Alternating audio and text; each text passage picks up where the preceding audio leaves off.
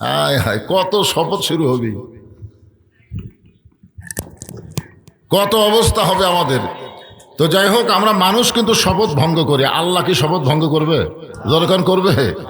এখানে আল্লাহ তাআলা একটা শপথ করলেই হতো, কিন্তু আল্লাহ চারটা শপথ করে বুঝাই দিলেন। মানুষ অত্যন্ত গুরুত্বপূর্ণ একটা সাবজেক্ট, যখন সুবহানাল্লাহ। আল ইনসান আশরাফুল মখলুকাত, মানুষ হচ্ছে মখলুকাতের মধ্যে সবচাইতে ভদ্রতার। এই জন্য আপনারা আশা মাত্র বসে পড়বেন, কোনো জ্ঞানজাম যেন না হয়। মাহফিলের প্যান্ডেল খুব বড় হয়নি, খুব ছোট ফোটো মাহফিল হয়েছে, প্যান্ডেল হয়েছে। তারপরেও মানুষ আসবে, এশার নামাজ পর্যন্ত মানুষ খালি আসতেই থাকবে। মাগরিবের মাহফিল একটা সমস্যা হলো কি, মানুষ খালি আসতেই থাকে। কি করতে থাকে? আমি যতগুলো মাগরিবের মাহফিল করছি খালি আসি, যায় না, খালি আসে। এই জন্যে আপনারা এখনই মনে করতেছেন আশা মনে হয় শেষ হয়ে গেছে, তা কিন্তু হয়নি। এই জন্য আল্লাহর হস্তে আমি অনুরোধ করতেছি, আমার হস্তে না, কার হস্তে? আল্লাহর হস্তে সামনের দিকে একটু চাপিয়া বসেন ভাই, ফাঁকা ফাঁকা না বসে। শীতের রাত একটু সামনে চাপাচাপি করে বসেন, মাঝে মাঝে ফাঁকা না রেখে জিকির করেন আর সামনের দিকে চেপে আসেন। লা ইলাহা ইল্লাল্লাহ, লা ইলাহা ইল্লাল্লাহ, লা ইলাহা লা ইলাহা ইল্লাল্লাহ মুহাম্মাদুর রাসূলুল্লাহ। আপনারা অনেকে চাপলেন, অনেকে লড়লেনই না। হ্যাঁ, অনেকে কিন্তু একটা শরীর যে আছে এর মনে হয় খুঁটের মতন বসে গেছে, লড়লই না। যে শরীরটা একটু নাড়াচাড়া করে সামনে আসলেন, বিশ্বাস করেন আল্লাহর কোরআনকে ওসিলা করে বলতেছি, 1 বছর আপনাদের শরীরে কোনো বেদি ব্যারাম হবে না। বিশ্বাস করা লাগবে, কারণ কোরআন তো তুইয়া মুইয়া কোনো কিতাব না। যেই কোরআন সম্পর্কে আল্লাহ বললেন, অনুনাজ্জিলু মিনাল কুরআনি মা হুয়া শিফাউ ওয়া রাহমাতুল লিল মুমিনিন। আল্লাহ কোরআনকে নাজিল করেছে মুমিনদের জন্য শেফা এবং রহমত স্বরূপ। তাহলে কোরআনের এক নাম কি? রোগ মুক্তি। তা আপনি একটু নড়াচড়া করে সামনে আসলেন, এ কোরআনের কোনো ওসিলা নাই? আছে না নাই? আল্লাহ কোরআনের ওসিলায় 1 বছর শরীর যেন ভারী না হয়, পাতলা পাতলাই থাকে। আর যারা নড়লো না, খুঁটার মতন বসে থাকলো, আগামীকালটা বুঝবার পারবি নিজের শরীর নিজের কাছে জুলুম মনে হবে। এত ভার ভার লাগে কেন? শরীরই টানবার পারবি না, বুঝলেন? এই জন্য আমি বললাম, বলার পর একটা ঝাঁকি দেওয়া লাগবে। সামনে দিকে আসবেন, লড়লেনি না, মনে হয় যে খুঁটে মেরা থসে। যাক, যা করছেন করছেন, অসুবিধা নেই।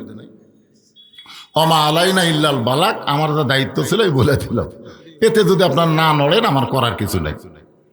এখন আসেন, আমরা আল্লাহর প্রশংসা করলাম পুরোপুরি, যে আল্লাহ মুসলমানের ঘরে আমাদের কবুল করে বিশ্বনবীর উম্মত হওয়ার তৌফিক দিয়ে কোরআন নামক জীবন ব্যবস্থা আল্লাহ আমাদেরকে দান করেছে। বলেন সুবহানাল্লাহ। যেই কোরআনকে লক্ষ্য করে আল্লাহ বললেন, যালিকাল কিতাবু লা রাইবা ফি হুদাল লিল মুত্তাকিন। আল্লাহ এখানে বলবার পারতেন হুদাল লিন নাস, যালিকাল কিতাবু লা রাইবা ফি হুদাল লিন নাস, কিন্তু আল্লাহ তাআলা হুদাল লিন নাস না বলে হুদাল লিল মুত্তাকিন বলে এখানে আল্লাহ তাআলা পক্ষপাতিত্ব করেছেন, পক্ষপাতিত্ব করেছেন। আল্লাহ পাইকারি হারে কোরআন থেকে সবাইকে হেদায়েত দেবে না, আল্লাহই দিবে না। হেদায়েত দেওয়ার মালিককে আল্লাহই দিবে না, সবাইকে দিবে না। এই জন্য আল্লাহ তাআলা বললেন মুত্তাকিন, কেবলমাত্র মুত্তাকি বান্দা বান্দি যারা আল্লাহর কোরআন থেকে হেদায়েত পাবে তারা। আমাদের বাংলাদেশের শতকরা 95% মুসলমান, 94-95% মুসলমান। 100 জন মানুষের মধ্যে কতজন? 95 জন মুসলমান। আপনারা বলেন তো, মুসলমানের সংখ্যা কিন্তু আমরা হিসাব করি শতকরা 95% মুসলমান। আচ্ছা, আপনারা এখন হিসাব করে বলেন তো মুত্তাকি কত ভাগ? না, মুসলমানের হিসাব আছে কিন্তু মুত্তাকির কোনো হিসাব নাই। এই জন্যে খালি মুসলমান দাবি করলেই হবে না, আল্লাহর কোরআন থেকে হেদায়েত পাবার গেলে মুত্তাকি হওয়া লাগবে। জোরে কোন কথা ঠিক কিনা? আমাদের বহু মুসলমান মুসলমান দাবি করেও কোরআনের হক কথা তারা পছন্দ করে না। করে? কেন করে না? এরা মোত্তাকি না, এরা মুসলমান খালি দাবি করতেছে। মুসলমান দাবি করলেই যদি মুসলমান হওয়া যেত, তাহলে আল্লাহ তাআলা মোত্তাকির কথা বলে কেন বললেন ইয়া আইয়ুহাল্লাযীনা আমানুত্তাকুল্লাহা হাক্কা তুকাতিহি ওয়া লা তামুতুন্না ইল্লা ওয়া আনতুম মুসলিমুন। মুসলমানই তো আমরা। তারপর আল্লাহ কেন বললেন যারা আমাকে বিশ্বাস স্থাপন করেছো একমাত্র ভয় করা লাগবে কাকে? শুধু ভয় করলে হবে না, ভয় করার মতন ভয় করা লাগবে। এরপর আল্লাহ বললেন লা তামুতুন্না ইল্লা ওয়া আনতুম মুসলিমুন, মুসলমান না হয়ে তোমরা মরো না। তার মানে বোঝা গেল বাংলাদেশে শুধু 95% মুসলমান দাবি করার নাম মুসলমান না, মুসলমান হয়ে মরার নাম হলো মুসলমান। ধরে কোন কথা ঠিক কিনা?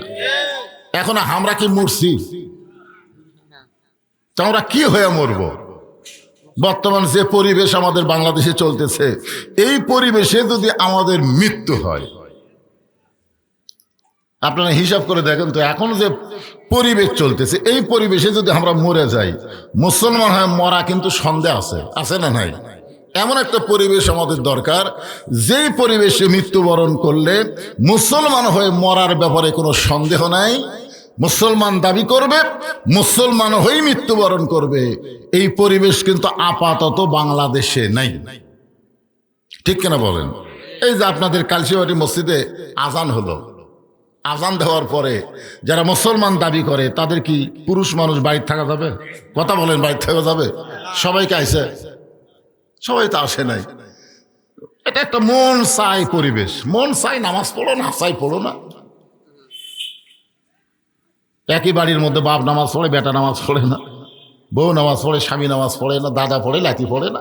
মন চাই জিন্দিগি, যা চাই করো। এইটা কোনোদিন মুসলমানের সমাজ হতে পারে না। মুসলমানের সমাজ যারা মুসলমান দাবি করবে, আজান দিলে অবশ্যই তারা নামাজে হাজিরা দিবে। ধরে কোন কথা ঠিক কিনা? কারণ রাসূল বলেছেন লা সালাতা লা দীনা, যার নামাজ নাই তার কোনো ধর্মই নাই। আবার কিসের মুসলমান? লা সালাতা লা ঈমানা, যার নামাজ নাই তার ঈমানই নাই। মান তারাকা সালাত মুতাম্মিদান ফাকাত কাফারা, ইচ্ছা করে যারা মাগরিবের নামাজ বাদ দিল, ইচ্ছা করে এক ওয়াক্ত, কয় ওয়াক্ত? এক ওয়াক্ত যারা বাদ দিল, আল্লাহর সঙ্গে তারা কুফরি করলো। আমরা তো কম ওয়াজ করতেছি না, এত ওয়াজ দেয় তো মুসল্লি বাড়তেছে না। এই জন্য এমন একটা পরিবেশের দরকার, বক্তার ওয়াজ লাগবে না, আল্লাহর কোরআনের আইন দিয়ে নামাজ পড়তে বাধ্য হবে যারা মুসলমান দাবি করবে। জোরে কথা কর না কেন? তুমি হিন্দু হও, ইহুদি হও, খ্রিস্টান হও, তোমার সাথে কোরআনের কোনো কথা নেই। হুদাল্লিল মুত্তাকিন, যদি মুত্তাকি হবার চাও তাহলে আল্লাহর কোরআন তোমার জন্য জীবন ব্যবস্থা, তোমার জন্য হেদায়েত। যে আয়াতে কারিমা আমি তেলাওয়াত করেছি, এই আয়াতটাকে নিয়ে সময়ের দিকে খেয়াল করে, ওই যে মাঝখানে ফাঁকা থাকলো, ওই যে মাঝখানে যে ফাঁকা দেখা যাচ্ছে, ফাঁকাত কে বসবি? শয়তান। এই ফাঁকের মধ্যে কার পছন্দ? আপনারা বলেন তো।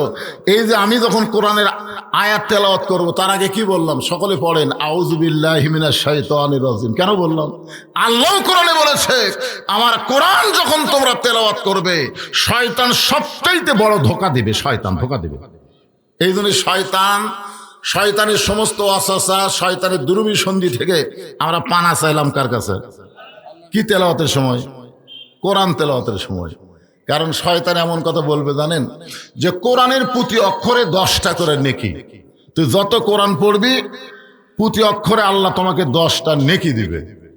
এই জন্য আমাদের বাংলাদেশে অনেক মানুষ কোরআন পড়ে, প্রতিদিন 1 পারা করে পড়ে, মাসে 30 পারা পড়ে, বছরে 12 খতম দেয়। ওই গল্প করে আমার মতন কোরআন পড়নেওয়ালা বাংলাদেশে কেউ নাই। আল্লাহ বলে এই পড়া দিয়ে কি হবে? কোরআন কি শুধু পড়ার জন্য নাকি? কিন্তু শয়তান ওয়াসওয়াসা দেয়, পড়, খতম কর, সূরা ইয়াসিনের এই ফজিলত, রহমানের এই ফজিলত। হায় হায়, আরবি খালি পড়তেছে, কোরআন কি বলতেছে একটা বারও এই ব্যাপারে খেয়াল করতেছে না। ধরে কোন কথা ঠিক কিনা? আপনার বলেন তো, শুধু কোরআন পড়া ছাড়া বাংলাদেশে যত পড়া আছে, এই পড়া কি মানুষ খালি পড়ার জন্যই পড়ে না বোঝার জন্য পড়ে? মানে কোরআন পড়া ছাড়া একটা মানুষ পেপার পড়তেছে, খালি পড়তেছে না পেপারের মধ্যে কি লেখা আছে এটা বুঝতেছে? কথা কয় না। 1 ঘন্টা পেপার পড়লো, কে ভাই কি পড়লা? কয় পড়তেছি ভাই। খবর কি? কয় জানি না। পড়তেছি ভাই, কিন্তু খবর কি জানি না। আসলে কোরআন পড়তেছে কিন্তু কোরআনের খবর কি কয় জানি না। আপনারা বলেন তো, যে লোক পেপার পড়ার পরে বলতেছে খবর কি জানি না, ওই কি আসলেই কি? না না, এমন কোন লোক নাই পেপার পড়ে পেপারের খবর জানে না, এমন কোন লোক নাই। কারণ জানার জন্যই পড়ে। কতক্ষণ কিসের জন্য পড়ে? জানার জন্যই পড়ে। আপনার বাংলা পড়ে, অঙ্ক করে, যা কিছু করে জানার জন্যই করে। কিন্তু কোরআনের ভাগ্য এত খারাপ বুঝলেন, খালি সোয়াবের জন্যই পড়ে, খালি সোয়াব। কোরআন কি কয় এইটা বুঝবে না, এটা হলো শয়তানের 1 নম্বর ধোকা। ধরে কোন কয় নম্বর ধোকা? খালি পড়ে যা, প্রতি অক্ষরে 10 নেকি। আমি আপনাদের বোঝানোর জন্য বলতেছি, সাতগ্রাম বাজারে একজন ব্যক্তি 2 মণ আলু নিয়ে আইছে। কয় মণ? 2 মণ আলু নিয়ে আইছে বিক্রি করার জন্য। এক খরিদ্দার বলতেছে, হয় কতটুকু আছে? বলে 2 মণই আছে। আমার তো 2 মণই লাগবে। আলুওয়ালা বলতেছে তাহলে নেন। খরিদ্দার বলতেছে ওজন করে দেন, ওজন করে দেন। আলুওয়ালা বলতেছে আর বাড়ির আলু ভাই রে, ওজন করলে কমবি না, বাড়ির আলু তো একটু বেশি বেশি দিছি। তো বলতেছে না ভাই ওজনই করে দেন। তো এখন আলুওয়ালা তো সাহস আছে, ওজন করা হচ্ছে 2 মণ 2 কেজি। তো খরিদ্দার বলতেছে আপনি করলেন 2 মণ, 2 কেজিতে বেশি হলো। আলুওয়ালা বলতেছে 2 কেজি তোমাকে ফাও দিলাম, এর দাম দেওয়া লাগবে না, তুমি খালি 2 মণের দাম দাও, 2 কেজি ফ্রি নাও। ওই তখন গামছা বার করে ওই 2 কেজি আলু টোপলা বান্ধে বলতেছে আজকে 2 মণ লিচ্ছি না ভাই, ফিরি লিয়ে বাড়ির যাই। আপনারা বলেন তো আলুওয়ালা আলু দিবি? তো প্রতি অক্ষরে 10টা করে নেকি, এটা হলো 2 কেজি। আর কোরআন অনুযায়ী চলা এটা হলো 2 মণ। কোরআন অনুযায়ী চলা 2 মণ বাদ দিয়ে খালি কোরআনের প্রতি অক্ষরে 10টা করে নেকি, 2 কেজি ফাও লিবার চাও। শয়তান এই ধোকা দিয়ে দিয়ে আমাদেরকে কোরআনের সমাজ, কোরআনের রাষ্ট্র, এটা থেকে আমাদেরকে বঞ্চিত রাখতেছে। যেরকম কথা কন না কেন ভাইজান? হ্যাঁ, বঞ্চিত রাখতেছে। রমজান মাসে তো শুরু হবি বুঝলেন। আসুন শয়তান যেন ধোকা দিবার না পারে। আল্লাহ বললেন ওমান আহসানু কওলাম মিম্মান দাআ ইলাল্লাহ ওয়া আমিলা সলিহান ওয়া ক্বালা ইন্নানি মিনাল মুসলিমিন। এই আয়াতকে সামনে নিয়ে আজকের আলোচনা খুব খেয়াল করবেন।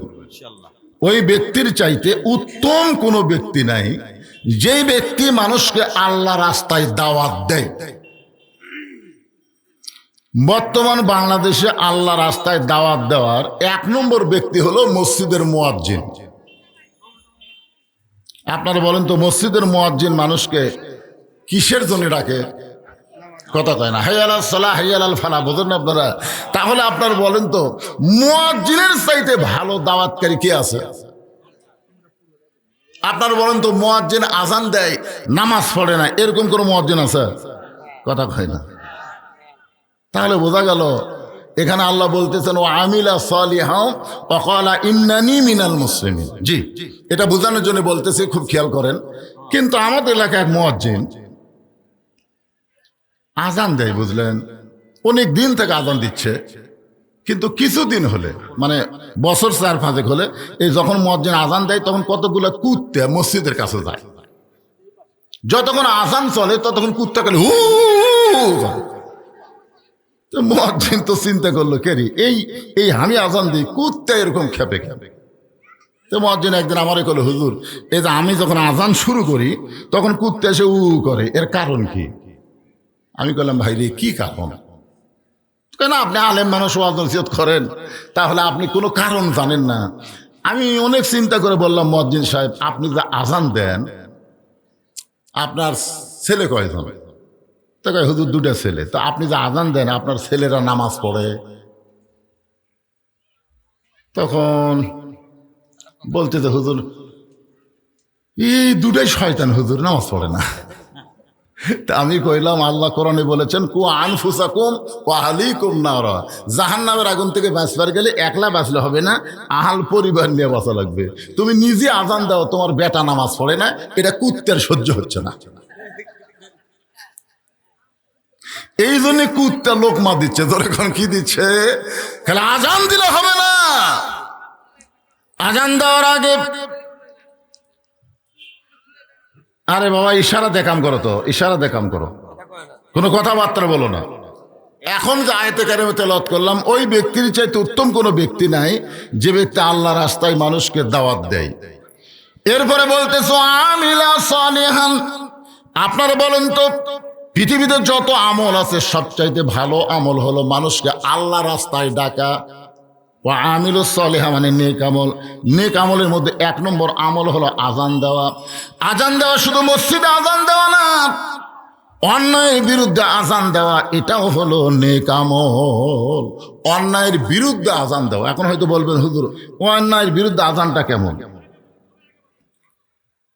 এই বক্তা এতে নাই, তোমরাই যদি আগে বসবার কও, তোমরা হো হো করো, তাহলে ওয়াজ হবে। যা কিছু হয় এটি স্লিপ লেগে দাও, কি করা লাগবে আমি অ্যাঙ্গেলে করতেছি, অসুবিধা কি? ফাঁকা জায়গা মানুষ চোখে দেখে না। ওই যে ছোটবেলা একটা গান শুনছিলাম, হাইরে কপাল মন্দ চোখ থাকিতে অন্ধ। এটা যদি খাওয়ার অনুষ্ঠান হতো, খাওয়ার অনুষ্ঠান যখন মানুষ বসায়, আপনারা বলেন তো কোনোদিন বলা লাগে ভাই ওইদিকে ফাঁক আছে বসো, এই কথা বলা লাগে? ওই এমনি যায় বসে, ফাঁকত বসলেই খাবার পাওয়া যাবে। আর কোরআনের মাহফিল তুমি ফাঁক চোখত দেখো না।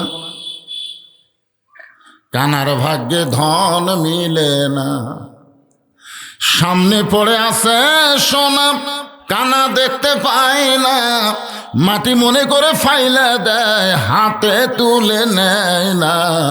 কানার ভাগ্যে ধন মিলে না। যাদের চোখ আছে, যেখানে ফাঁকা সেখানে আপনারা বসবেন। কোরআনের মাহফিল তুইয়া মুয়া কোনো মাহফিল না, এটা হলো বেহেশতের বাগান, রিয়াজুল জান্নাহ। ধরে কোন সুবহানাল্লাহ। এখানে বসলে লাভ না লস? হ্যাঁ, আপনারা বসবেন। আর আপনাদের বলতেছি যাদের সামনে ফাঁকা আছে, এই দেখেন, এই যে আমার এই ভাই দেখছেন স্যান্ডেল কোন জায়গা, এই ভাই একটু খাড়াই থাকেন, থাকেন, আপনাকে দিয়ে ওয়াজ করতেছি, ওই ভাইয়ের স্যান্ডেল কোন জায়গা দেখেন আপনারা। আচ্ছা, স্যান্ডেল যদি হাতত থাকে তাহলে এই স্যান্ডেল নিয়ে আপনাদের মাথার উপর দিয়ে আসলো, স্যান্ডেল হাতত নিয়ে আপনাদের মাথার উপর দিয়ে আসলো না? তো আপনাদের দেহের মধ্যে সবচেয়ে দামি জায়গা কোনটা? পাও না মাথা? তাহলে পাও হলে তাও হতো, পাও নিয়ে যদি আসতো মাথার মধ্যে তাও হতো, কিন্তু পায়ের জুতারে। তাহলে আপনার মাথার উপর দিয়ে জুতা নিয়ে আসলো, আপনার একটু শরম লাগলো না যে আমার মাথার উপর দিয়ে জুতে আসতেছে? ওই ফাঁকা যদি না থাকতো, ওই ভাইকে ওখানে স্যান্ডেলে আসতে পারতো? ফাঁকা নেই, পিছনে বসতো। কিন্তু আপনারা ফাঁকা তো দেখেন, আপনার মতো ফাঁকা থাকলে স্যান্ডেল দিয়ে কিন্তু আসবে। এই জন্য তার সামনে ফাঁকা আছে, আর বলা যাবে না, এটাই চান্স। জিকির করেন আর সামনে চাপেন, লা ইলাহা ইল্লাল্লাহ, লা ইলাহা। মহব্বতে জিকির করার সামনে আসেন, লা ইলাহা ইল্লাল্লাহ। পাহাড় পর্বত নদ নদী এ নাম গাহে নিরবধি। পাহাড় পর্বত নদ নদী এ নাম গাহে নিরবধি। আমার আল্লাহ নামের এতই মধু, আল্লাহ নামের এতই জাদু, লুকিয়ে রাখছেন হে আল্লাহ, লা ইলাহা। মহব্বতে সবাই পড়েন, আল্লাহর জিকির করতে শরম কি? লা ইলাহা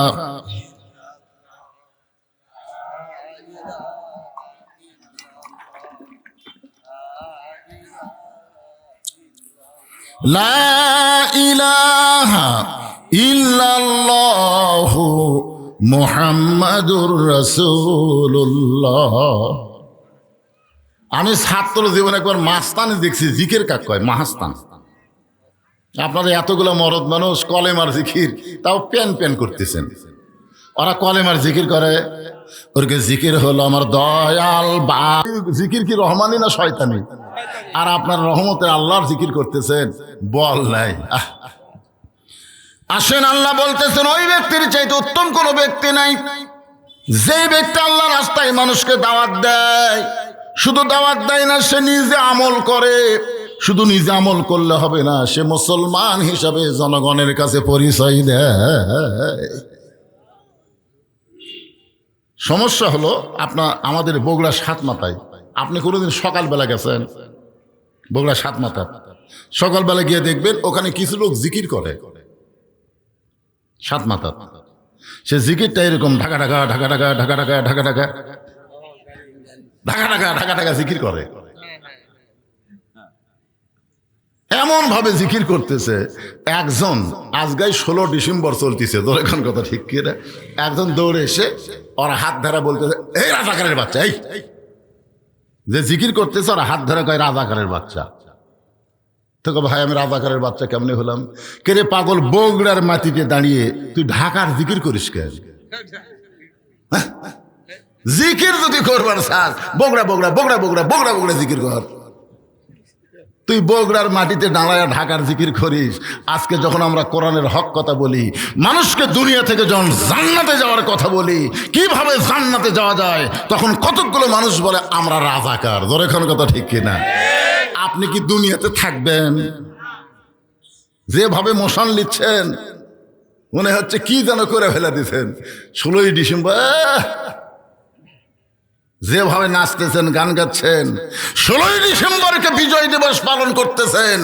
16এর বিজয় পালন করতে গিয়া আপনার ইমানের খবর কি একটা বড় খেয়াল করতেছেন না। এই যুবকেরা, মুরব্বী মানুষের কথা একটু মনোযোগ দিয়ে শোনো। আমরা স্বাধীনতার বিরুদ্ধে না, স্বাধীনতা মানে কি এইটাই তোমরা বোঝো না। একটু মনোযোগ দিয়ে শোনেন। লোকটা দৌড়ে এসে বলতেছে, রাজাকারের বাচ্চা, বগুড়ার মাটিতে বগুড়া বগুড়া জিকির করবি, ঢাকার জিকির করিস কেন? তখন বলতেছে যে ভাইজান, তোমার কথাও ঠিক আছে, আমার জিকিরও ঠিক আছে। তুমি বলতেছে এটা বগুড়া ঠিক, কিন্তু আমি যে ঢাকা ঢাকা জিকির করতেছি এটাও ঠিক। তখন বলে তুমি বগুড়ার মাঝে ঢাকার জিকির করো, এটা কেমনে ঠিক? বলে ওই যে তাকায় দেখো, ওই যে তাকায় দেখো, হানিফ নামে একটা গাড়ি আছে, ওই গাড়ির হলাম আমি হেল্পার। আমি ওই গাড়ির হলাম কি? হেল্পার। আমি ওই গাড়িতে যারা চড়বে, এ হানিফ গাড়ি তাকে বগুড়া থেকে ঢাকা পৌঁছে দিবে। তুমি কি ঢাকার খবর জানো? খবর জানি কিন্তু দেখিনি। ঢাকা বাংলাদেশের রাজধানী, কিন্তু দেখা হয়নি ভাইরে। তোমার কি দেখবার মন চায়? রাস্তা চিনি না। দেখবার মন চাই ঠিকই, কিন্তু আমি রাস্তা চিনি না, যাবো কেমনে? তখন কয় পাগলা, তোকে রাস্তা চেনা লাগবে না, তাহলে 1000 টাকা দিয়ে একটা টিকিট কর। 1000 টাকা দিয়ে টিকিট করে গাড়ির ভিতরে গিয়ে বস। ভিতরে গিয়ে বসা লাগবে। আমার কথা কি বুঝলেন? ভিতরে গিয়ে বসা লাগবে। 1000 টাকার একটা টিকিট করবি, গাড়ির ভিতরে গিয়ে বসবি, ওই গাড়ি তোকে বগুড়া থেকে ঢাকায় পৌঁছে দিবে। লোকটা বলতেছে, এটা তো আমি জানি না ভাই রে, আমি না বুঝাই তোমাকে দোষ দিছি। ঠিক আছে, আমি মনে ভুলে গেছি, তোর কথা আমার রাগ নাই। তুই এখন 1000 টাকার টিকিট কর, ওই হানিফ গাড়ি গিয়ে বস, যা, ওই গাড়ি তোকে ঢাকায় পৌঁছায় দিবে। আমি আপনাদের বলতেছি এই ওয়াজটাকেই অমান আহসান কওলাম মিম্মান দা ইলাল্লাহ, এটা বোঝানোর জন্য বলতেছি। মনে করেন ইসলাম হলো একটা গাড়ির নাম, মনে করেন, আমি কিন্তু বোঝানোর জন্য বলতেছি। মনে করেন ইসলাম হলো একটা গাড়ির নাম। ওই গাড়ির যারা যাত্রী হবে তারা হবে মুসলমান। যখন গাড়ির যারা যাত্রী হবে তারা কি? ওই গাড়িতে যারা চড়বে ইমানের টিকিট নিয়ে, ধরে কারণ কিসের টিকিট নিয়ে? ইমানের টিকিট নিয়ে মুসলমান যাত্রী হয়ে ইসলাম গাড়িতে যারা চড়বে, ইসলাম গাড়ি চলতে চলতে তাকে জান্নাত নামক বাড়িতে পৌঁছাইয়া দিবে।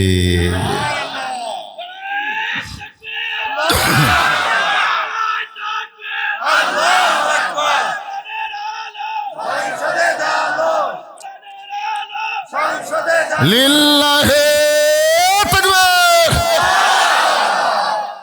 আমি কিন্তু বলেছি 1000 টাকার টিকিট নিয়ে হানিফ গাড়ির মধ্যে গিয়ে বসবা, হানিফ গাড়ি তোমাকে বগুড়া থেকে ঢাকায় পৌঁছায় দিবে। ইসলাম গাড়িতে চড়তে গেলে 1000 টাকা লাগবে না, ইমানের টিকিট লাগবে। ইমানের যখন টিকিট কাটবেন তখন আপনি যাত্রী, আপনার নাম হবে মুসলমান। ধরে নাম কি হবে? এই জন্য আল্লাহ বললেন, ইয়া আইয়ুহাল্লাযীনা আমানু তাকুল্লাহা হাক্কা তুকাতিহি ওয়া লা তামুতুন্না ইল্লা ওয়া আনতুম মুসলিমুন। ওই লোকটা 1000 টাকার টিকিট কেটে হানিফ গাড়ির জানলার ধারে বসে গেছে। জানলার ধারে বসার কারণ কি? যে আমি তো ঢাকাও জীবনে দেখিনি, যে রাস্তা দিয়ে ঢাকা যাই এ রাস্তাও তো আমি দেখিনি। আমি গাড়ির মধ্যে থেকে খালি দেখবো সব কিছু। আর নিয়ত ভালো না খারাপ? 1000 টাকা দিয়ে হানিফ গাড়িকে জানলার ধারে বসে গেছে। আস্তে আস্তে গাড়ি যখন ফুল হয়ে গেছে তখন কিন্তু আর গাড়ি বগুড়ায় থাকবে না। ফুল হয়ে গেলে আর থাকবে? গাড়ি তখন ঢাকার দিকে রওনা দিয়েছে। গাড়ি যখন ঢাকার দিকে রওনা নেয়, যেই মাত্র বনানী ক্রস করেছে, এমন সময় ওই লোকটা যে প্রথম 1000 টাকার টিকিট কাইটা জানলার ধারত বসেছে, ওর মধ্যে একটা মুদ্রা দোষ আছে। ওই মাঝে মধ্যে হাত বের করে আবার ঢুকাই, বের করে আবার ঢুকাই। তোর পাশে যে লোকটা বসে আছে এই চিন্তা করতেছে, কে রে এই যে হাত বের করতেছে ঢুকাচ্ছে, একটা ট্রাক বা একটা বাসের সাথে যদি আর হাত লাগে তাহলে জনগণ তো আমাকে বলতে পারে, কে ভাই আপনি এত ভালো হয়ে বসে আছেন, আপনার পাশেরটা হাত বার করে ঢুকাই, আপনার কি কোনোই দায়িত্ব নাই? কি কন, এ কথা বলতে পারে কি পারে না? আপনি নামাজ পড়েন 5 ওয়াক্ত, আপনার পাশেরটা বেনামাজি, আপনার কি কোনোই দায়িত্ব নাই? আপনার বউ পর্দার মধ্যে থাকে, পাশের ভাবি ওর বোরকা নেই, ওর কি আপনার কি কোনো দায়িত্ব নেই? জোরে কোন কথা কর আছে না নাই? না মনে করতেছেন আমি 1 লাখ জান্নাতের যাবো, এতই সোজা? যে লোকটা জানলা দিয়ে হাত বার করে আর ঢুকাই, ওর পাশের লোকটা চিন্তায় পড়ে গেল, ও যখন কোনো বাসের সঙ্গে ট্রাকের সঙ্গে হাত বাজা হাত ভাঙবি, ওর চিল্লিতে তো আমারই ঠিক মতো থাকা যাবে না। যখন একটা বাসের সাথে হাত ও বাবারে বাবারে ওই জায়গায় বসে থাকবি, ওই পরে উল্টা পাল্টি করবি, ওর নিজেরই বসে থাকা কঠিন হবে। তো কোনো কিছু হওয়ার আগেই সতর্কের কথা আছে না নাই? তা এখন বলতেছেন, আল্লাহ বলেন, ওয়ামান আহসানু কওলাম মিম্মান দাআ ইলাল্লাহ। এই আয়াতের দিকে খেয়াল করে লোকটা বলতেছে, ভাইজান আপনি কি লেখাপড়া জানেন? ডাইরেক্ট কিন্তু বলা যাবে না, ডাইরেক্ট কোনো কথা বলা যাবে না, হেকমতের সাথে। উদউ ইলা সাবিলি রাব্বিকা বিল হিকমা। মুসা নবী যখন ফেরাউনের কাছে যায় দেখে ফেরাউন নিজেই জিকির করতেছে, আনা রব্বুকুমুল আলা, আনা রব্বুকুমুল আলা। মুসা নবী হাত চুলকাচ্ছে। আল্লাহ বুঝবার পারছে যার সর দিয়ে আজরাইলের চোখের মনি উল্টে গেছে, ওই যদি একটা সর মারেতে ফেরাউনের অবস্থা কি হবে? আল্লাহ কই, কেরে মুসা আমি কি কইছি? আমি বলছি ইযহাবিলা ফেরাউন ইন্নাহু তাগা, যাও তুমি ফেরাউনের কাছে। ফেরাউন একটু তাগুত হয়ে গেছে, তাগুত দেখে তুমি তাকে মারো না, বরং তুমি তাকে হিকমতের সাথে আমার দাওয়াত দাও। জোরে কোন সুবহানাল্লাহ। হিকমত। এখন হিকমত করে বলতে যে ভাই আপনি কি লেখাপড়া জানেন না? জানি না মানে? তো জানো ঠিকই, একটা বার উপর দিকে তাকা দেখো কি লেখা আছে। হানিফ বাসের মধ্যে ভিতরে কি লেখা আছে দেখো, দেখো লেখাটা পড়ে দেখো। হাত বাইরে রাখা চলবে না, মাথা বাইরে রাখা চলবে না, নিজের জিনিস নিজের সযত্নে রাখবেন, অন্যের জিনিস নেওয়া যাবে না। লেখা নাই? যেরকম আছে না নাই? তাহলে আপনি লেখাপড়া যদি জানেন তো একটাবার পড়ে দেখেন না কেন? তখন ওই রাগ করে বলতেছে, জানি ঠিকই মানি না, মানার দল করি না। এই বাংলাদেশে যারা মানবার বলে তাদের 2 চোখে দেখে পারি না। এরকম এক দল আছে না নাই? জানি ঠিকই মানি না, মানার দল করি না। মানার দল এই বাংলাদেশে যারা মানবার বলে তাদেরকে 2 চোখে দেখতে পারি না। এখন আপনার বলেন তো, আল্লাহর কোরআনের মধ্যে কিভাবে আল্লাহ বলেছেন উদখুলু ফিস-সিলমি কাফা, পুরাপুরি ভাবে ইসলাম গাড়ির মধ্যে চড়তে হবে।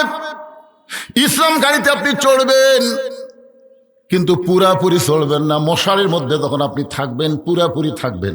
বাংলাদেশে কোন লোক দেখছেন যে মশারির মধ্যে মশার সময় অর্ধেক থাকে আর অর্ধেক বাইর করে থাকে? দেখছেন কোনোদিন? যে এই পর্যন্ত মশারির মধ্যে রাখছে আর পাও বার করে থাকছে। মশা কি খুশি কম হবে? তাই তোরা অর্ধেক জায়গার মধ্যে কাজ আদায় কর্মরে। ল্যাপের মধ্যে, শীতের দিনে ল্যাপ কম্বলের মধ্যে কেউ কি পুরাপুরি থাকে না আধা আধি থাকে? যখন আপনাকে কেউ দাওয়াত দেয় আপনি তখন পুরো পেটে খান না আর্ধেক পেটে খান? আপনি যখন কোনো কাপড় পরেন আর্ধেক পরেন না পুরাই পরেন? তো সব জায়গাতে আপনি পুরাপুরি আছেন, কিন্তু ইসলামের ব্যাপারে আপনি পুরাপুরি নাই কেন? যেখানে আল্লাহ বলতেছেন পুরাপুরি উদখুলু ফিস সিলমি কাফা, কাফা শব্দের অর্থ কি আদা আদি না পুরাপুরি? ও, নামাজ পড়ার সময় আপনি আল্লাহর জিকির করবেন, আল্লাহর গোলামি করবেন, আর অর্থনীতির ব্যাপারে আপনি চলে যাবেন অন্য একজনের কাছে।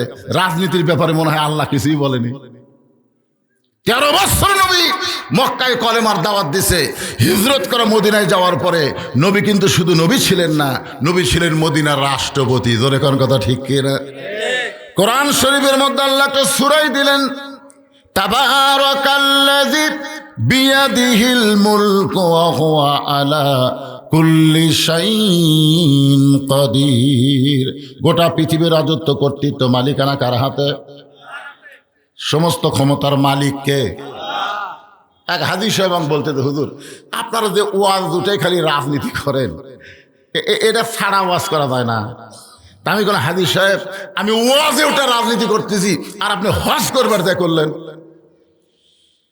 হাদিস সাহেব বলতেছে তৌবা তৌবা আস্তাগফিরুল্লাহ, আমি তো রাজনীতি করিনি। আমি বললাম তাহলে আল্লাহর কাবা ঘর সামনে নিয়ে আপনি বললেন লাকাওয়াল মুলক লা শারিকা লাক, তার মানে কি? ওই পড়ছে লব্বাইক আল্লাহুম্মা লব্বাইক লব্বাইক লা শারিকা লাকা লব্বাইক ইন্নাল হামদা ওয়ান নিমাতা, এরপরে যে বলছে লাকাওয়াল মুলক লা শারিকা লাক, এর বাংলা অর্থ কি? হাই সব আমি তো জানি না হুজুর। তুই যদি না জানিস তোর হজ হসা, কারণ আল্লাহর স্বীকারোক্তি দিবেন জানে বুঝাই দেওয়া লাগবে, কথা খানের জানে বুঝে দেওয়া লাগবে না। তো কয় হুজুর এর অর্থ কি? আমি বললাম শেষের অংশের অর্থ হলো রাজনীতির ভিতরে, রাজত্বের ভিতরে একমাত্র আল্লাহ ছাড়া আমি অন্য কাউকে স্বীকার করি না। আপনি হজ করবেন আল্লাহর, আর বাংলাদেশের বিমানবন্দরে নামে আপনি মানুষের দল করবেন, 1 কোটি বার হজ করলেও আল্লাহ হজ কবুল করবে না। হজ যদি কবুল করবার চাও তাহলে আল্লাহ ছাড়া কোনো মানুষের রাজনীতি করা যাবে না। জোরে কোন কথা ঠিক? আল্লাহর ঘর সামনে নিয়ে কি স্বীকারোক্তি দিল, আর আয়সা আবার মানুষের দল করতেছে। আমার নেতা তোমার নেতা, আমার নেতার চরিত্র ফুলের মতন পবিত্র, খোঁজলে দেখেন নামাজ পড়েনি এক ওয়াক্ত, আছে না নাই? হ্যাঁ, কতগুলা নেতা আবার কয় এখন থেকে জাতীয় ইমাম। কে রে পাগলা, ইমামের দাড়ি খালি এক মুষ্টির নিচে, এক মুষ্টির নিচে। আমার কাছে ফতোয়া চাই হুজুর, ইমামের দাড়ি যদি এক মুষ্টির নিচে হয় তার পাশে নামাজ হবে? আমি কইলাম ভাই ইমামের দাড়ি যে এক মুষ্টির নিচে তুমি কেমনি বুঝলে? মুড্ডে লাগছি হুজুর, কিভাবে দাড়ি ধরছে না, দূরে থেকে ইশারা করে দেখছি এক মুষ্টির কম হবে। যেই বাংলাদেশে ইমামের দাড়ি মানুষ মুড় দিয়ে মাফে, সেই বাংলাদেশে দাড়ি মোচ চাচা কোনো নেতা জাতীয় ইমাম হওয়ার পারে না। জোরে কোন কথা ঠিক না? স্যামসেরা যা মুখে আসে তাই কয়, জাতীয় নেতা কাও কিন্তু জাতীয় ইমাম বলা যাবে। একটু মনোযোগ দিয়ে শোনেন, ওয়ামান আহসানু কাওলাম মিম্মান দাআ ইলাল্লাহ ওয়া আমিলা সালিহান ওয়া ক্বালা ইন্নানি মিনাল মুসলিমিন। এই সিজার করা এক মাঝখানে জায়গা কে দিছে রে? এইটা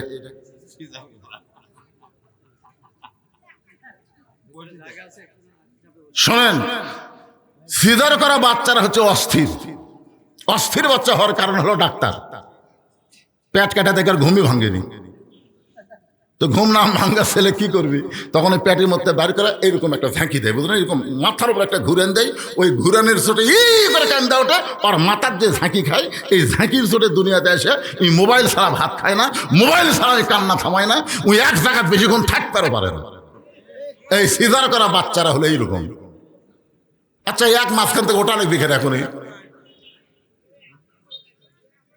মানুষ জাগাই পাচ্ছে না, ওই আবার মাঝখান থেকে উঠতেছে। আর সাফান যাবে না, যা হয়েছে আপনার গাড়ি থেকে শোনেন। এবার আসেন মূল আলোচনায়। লোকটা বলতে যে ভাইজান আমি আপনাকে সতর্ক করলাম, যে লেখাটা আপনি পড়েছেন ওই লেখার মধ্যে খেয়াল করে দেখেন হাত বাহিরে রাখা, মাথা বাইরে রাখা যাবে? নিজের জিনিস নিজের সযত্নে রাখবেন, অন্যের জিনিস নেওয়া যাবে না। মুসলমানের নিজস্ব জিনিস আছে না নাই? ইসলামের নিজস্ব জিনিস আছে না নাই? কিন্তু আমাদের ছেলেরা ইসলামকে বাদ দিয়ে অন্য জাতের সংস্কৃতি গ্রহণ করতেছে। নিজের জিনিস নিজের সযত্নে রাখেন, অন্যের জিনিসে হাত দিয়েন না। আল্লাহর কোরআনের সমাজ যখন বাংলাদেশে চালু হবে, তখন প্রত্যেকটা মুসলমান তার সীমানা বুঝতে পারবে। আপনারা বলেন তো, আমাদের একটা নিজস্ব সীমানা আছে না নাই? হ্যাঁ, এই কোরআনের আইন চালু হোক। এই কোরআন বাংলাদেশের শুধু মাহফিলে না, সংসদে আল্লাহর কোরআন যাক, তখন প্রত্যেকটা মুসলমান তার নিজস্ব সীমানার মধ্যে প্র্যাকটিস করবে, অন্যের সীমানার মধ্যে ঢুকবেই না। অন্যের সীমানা গেলেই আবার ব্যাক করবে। নিজের সীমানা কি? মন একটা যুক্তি দিয়ে বুঝাচ্ছি, এই পকেট হলো আমার সীমানা, আমি 10 বার পকেটে হাত দেবো। অনেকে বলবে হুজুর একটা দোষ আছে, খালি বারবার পকেটে হাত দেয়, এছাড়া কিছুই বলবি না, কারণ আমার সীমানার মধ্যেই তো আমি প্র্যাকটিস করতেছি। কিন্তু এই হাত খালি এই সীমানাত গেলি, এই নিজের সীমানা হলো আমার বউ। আমি একবার দেখবো, 1000 বার দেখবো, যতবার দেখবো মহব্বত করে দেখলে সোয়াব না পাপ। কিন্তু শালি হলো সীমানার বাইরে। আজকে বাংলাদেশের সবকিছু আল্লাহ দিছে, তারপরেও কতগুলো ছেলেরা ভারত নিয়ে পড়ে আছে। জোরে কর কথা, ঠিক কথা বলেন না কেন? ভারত নিয়ে পড়ে আছে, আর ভারত গরম আঙ্গুল দেখায়। এই কিছুদিন আগে ভারতের এক উগ্রমন্ত্রী একটা বিবৃতি দিছে, যে হারে বাংলাদেশে মৌলবাদী বাড়তেছে, যে হারে বাংলার মুসলমানরা আল্লাহর কোরআন কোরআন করতেছে, আল কোরআনের আলো সংসদে জ্বালো, এরা তো জানে না। ওই উগ্রমন্ত্রী বলতেছে, এরা তো জানে না 3 দিকে ভারত, একদিকে সাগর। একবার যদি ভারত আক্রমণ করে, এই মৌলবাদী টুপিওয়ালারা সাগরের যা সুবড়া মরবে। এই কথা বলেছে, আমি ফেসবুকে স্ট্যাটাস দিয়েছি। মালওয়ানের জাত, তুই মুসানবিক চিনিস? এই মালওয়ানের বাচ্চা, মুসানবিক চিনিস? 3 দিকে ফেরাউন অ্যাটাক করেছে, একদিকে সাগর, একদিকে সাগর। আল্লাহ মুসা নবীর জন্য সাগরকে যদি 12 লাইন রাস্তা বানায় দেয়, আমাদের সে আল্লাহ এখন আছে না নাই? জোরে এখন আছে না নাই? আমাদেরকে আল্লাহ সাগর বানাবে রাস্তা, আর তোমরা মালওয়ানের বাচ্চারা ধরবার দেবো, ফেরাউনের মতন সুবরান খাবো। জোরে কোন কথা, ঠিক কি? আর একজন বলে আমাদের হাতে পারমাণবিক অস্ত্র আছে, আছে সে আছে। আমি ফেসবুকে স্ট্যাটাস দিলাম, নমরুদের হাতেও আগুনের চুলা ছিল। ধরে কোন কথা, ঠিক কি না? নমরুদের হাতেও আগুনের চুলা ছিল, আগুন জ্বালাইছিল, কিন্তু পুড়ানোর ক্ষমতা নমরুদের হাতে থাকে না, পুড়ানোর ক্ষমতা থাকে আল্লাহর হাতে। ধরে কোন কথা, ঠিক কি না? নাসরুম মিনাল্লাহি ফাতহুন কারীব ফাবাশশিরিল মুমিনিন। আসলে লাগবেই না, ভারত কিছুই করে পারবে না। একটু করতেছে, বুঝলেন? খালি একটু হুঙ্কার মারতেছে। এক সময় বলছিল পেঁয়াজ দেবো না, আলু দেবো না, চিনি দেবো না। আমরা বলছিলাম দরকার নাই, আমরা ফালিয়াবুদু রব্ব হাযাল বাইত আল্লাযী আত'আমাহুম মিন জু'ইন ওয়া আমানাহুম মিন খাউফ। আমরা ওই ঘরের মালিকের গোলামি করব, নামাজ পড়ব, তোমাদের কোনো খাদ্য লাগবে না, রেজেক লাগবে না। আল্লাহ তাআলাই রেজেকের পেরেশানি আমাদের থেকে দূর করে দিবে। ওয়া আমানাহুম মিন খাউফ, তোমাদের পারমাণবিক বোমা, হাইড্রোজেন বোমা আমাদের কোনোই ক্ষতি করতে পারবে না। ইমানদারকে পুরাপুরি নিরাপত্তা আমার আল্লাহ দিয়া দিবে। জোরে কোন কথা, ঠিক কি না? দেখতেছে, জানি ঠিকই, মানি না, মানার দল করি না। যারা মানবার কয় তার খুব দেখবারও পারি না। গাড়ি কিন্তু চলতে চলতে শেরপুর পার হয়ে গেছে। ধরে কোন গাড়ি কি থামে থাকবি? ওই হাত বার করে আবার ঢুকে, এই খালি চুমকা চুমকা ওঠে। কি এক বেজাতির কাছে বসলাম রে, বার করে আর ঢুকাই। ইতিমধ্যে গাড়ির কন্ট্রাক্টর, এই গাড়ি কিন্তু একটা কন্ট্রাক্টর আছে, কন্ট্রাক্টর এসে বলতে আরে ভাই, তোমার কাছে এরকম একটা বেসাইদা লোক বসে আছে, হাত বার করে আর ঢুকাই, তুমি কিছুই কও না, কিছুই তুমি কও না। কয় কি যে কন ভাই, কমপক্ষে 5 বার করছে। কমপক্ষে 5 বার কষি, কমপক্ষে 5 বার আজান দেয়। প্রত্যেকটা গ্রামে কমপক্ষে কতবার দেয়, কথা কয় না কেন, 5 বার দেয়। কমপক্ষে 5 বার কষি। ওই প্রতি উত্তরে কয় জানি ঠিকই মানি না, মানার দল করি না, যারা মানবার কয় তার 2 চোখকে দেখতে পারি না। আমি তখন থেকে নিয়ত করছি আর হাত ভাঙলি ভালো, আর হাত খালি একবার ভাঙ্গুক, তারপর আমার কথার গুরুত্ব বুঝবি। আমি এখন উল্টা দোয়া করতেছি, ভাঙ্গুক ভাঙ্গুক। আগে নিয়ত করছিলাম বাসুক বাসুক, কিন্তু আমার কলজা রাগ ধরে গেছে, এখন ভাঙ্গুক। কন্ট্রাক্টর বলতেছে তুমি হিংসা নিয়ে দাওয়াত দিলে হবে, তাই যেভাবে দাওয়াত দেওয়া দরকার সেইভাবে দিবার পারো নাই। বলে ভাই দাওয়াত কিভাবে দেওয়া লাগবে? বলে তুমি ডাইরেক্ট দাওয়াত দিছো, ডাইরেক্ট দাওয়াত এখন চলবে না, এখন উদউ ইলা সাবিলি রাব্বিকা বিল হিকমা, জোরে গান সুবহানাল্লাহ, মাউইজাতিল লিল হাসানা, সুন্দর ভাষায় বলা লাগবে। প্রতিদিন বলছে চলো মসজিদে যাই, ওই রাগ করে কই তুই নামাজ পড়েও যা, আমি না পড়েও তাই। তুই কি আমার সাথে ভালো করে দেখে তোর জমিত কয় মন ধান হচ্ছে, তুই নামাজি 5 ওয়াক্ত নামাজ পড়িস, তোর জমিত কয় মন খবর হচ্ছে? তুই ভাই আমার জমিত তো 12 মন হচ্ছে, আর আমি নামাজ না পড়াই 14 মন পাচ্ছি। কি মনে করছিস? নামাজের কথা কোনো যে খেপে যায়, তখন চিন্তা করতেছে এইভাবে ডাইরেক্ট হবে না। এটা হেল্পারের কথা বলতেছি, কন্ট্রাক্টরের কথা বলতেছি, ও বলতেছে এভাবে হবে না। কিভাবে? তা আপনাদের পাশেই যে বাজার, মনে করেন কি 7 গ্রাম বাজার, তো ওই লোকটাকে আপনি দেখতেছেন 7 গ্রাম বাজারে 3টার সময় ঘুরতেছে, ওই বেনামাজি। আপনি দৌড়ে হাত ধরছেন, ভাই এখন কোন নামাজ? তোমার হাত ধরলাম আর তুমি নামাজের কথা কও। আরে পাগলা, তুই তো নামাজ ছাড়া কোনোদিন আমার হাত ধরিস নি। হাত ধরে বলে চলো মসজিদে যাই নামাজ পড়ি। আজকে আবার কোন নামাজ? এখন তো কোনো নামাজ নাই। তখন বলে ভাই নামাজের জন্য হাত ধরে নি, আজকে হাত ধরছি তোমার 1 কাপ চা খিলাবো। আপনারা বলেন তো, যেই লোকটা নামাজের দাওয়াত দিলে খেপা যায়, ওই লোকটাকে যদি আপনি চা খাওয়ার কথা বলেন, ওই খেপি। তখন বলে ভাই রে, তুই যে আবার চাও খিলাস, আমি তো জানি তুই খালি একটাই দাওয়াত জানিস, নামাজের দাওয়াত। তুই যে চা খিলানোর দাওয়াত দিস, এটা আমি আজকে প্রথম দেখলাম। তখন বলে ভাই চলেন যাই। আর আপনার জীবনেও কান ধরে বলতেছি, আর আপনার জীবনেও আমি নামাজের দাওয়াত দেবো না, আর দেবো না। আমি নিয়ত করছি নামাজ দাওয়াত দেখি, আপনি নামাজ পড়েও যদি আমার সাথে ভালো থাকেন, খামা খা।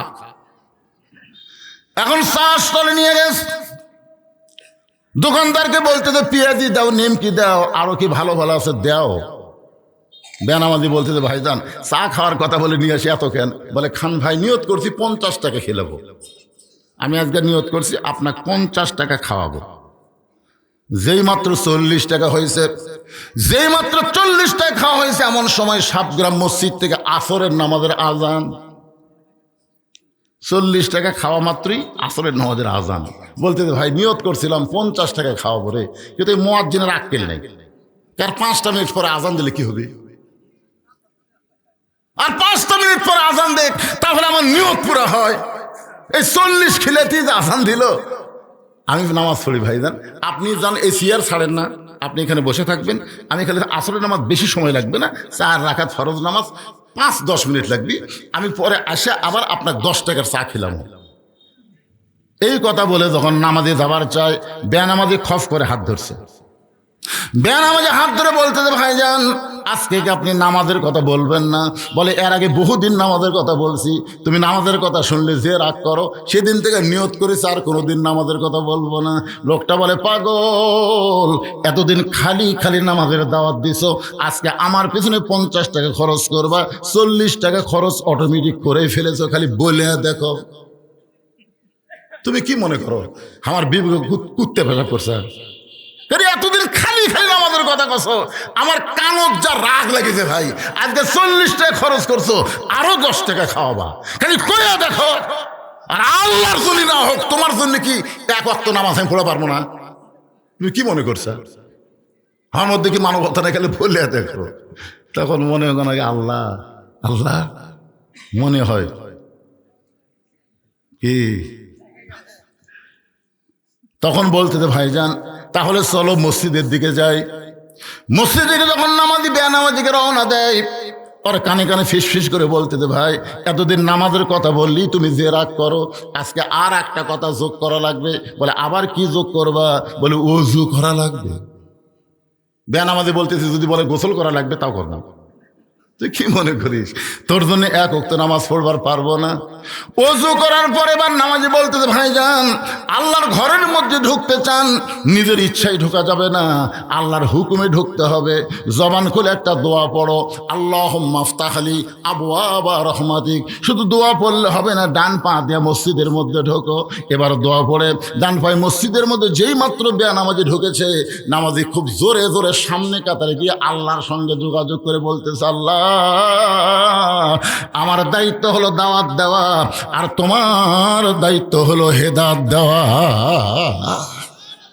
আল্লাহ খালি খালি নামাজের কথা বললে গালি খাইছি, খালি খালি কইয়া গালি খাইছি। আজকে এর পিছনে 40 টাকা খরচ করেছি, আরো 50 টাকা খরচ করব। আল্লাহ তোমার বেনামাজি বান্দাকে আমি যেমন করি হোক তোমার মসজিদের মধ্যে ঢুইকা দিছি। এখন তোমার দায়িত্ব হলো হেদায়েত দেওয়া, আমার দায়িত্ব হলো দাওয়াত দেওয়া, বান্দার দায়িত্ব হলো দাওয়াত দেওয়া। ধরে কোন কি দেওয়া, আর আল্লাহর দায়িত্ব হলো হেদায়েত দেওয়া। এখন তোমার দায়িত্ব তুমি পালন করবা কিনা সেটা তুমি চিন্তা করো। আল্লাহ গো, হাসরের ময়দান কিন্তু আমাকে আর ধরতে পারবা না। আমি যেভাবেই হোক বেনামাজি বান্দাকে তোমার ঘরের মধ্যে হাজির করে দিয়েছি। চোখের পানি নিয়ে দাওয়াতকারী যখন কান্দে, ওমান আহসানু কওলাম মিম্মান দাআ ইলাল্লাহ ওয়া আমিলা সালিহান ওয়া ক্বালা ইন্নানী মিনাল মুসলিমিন।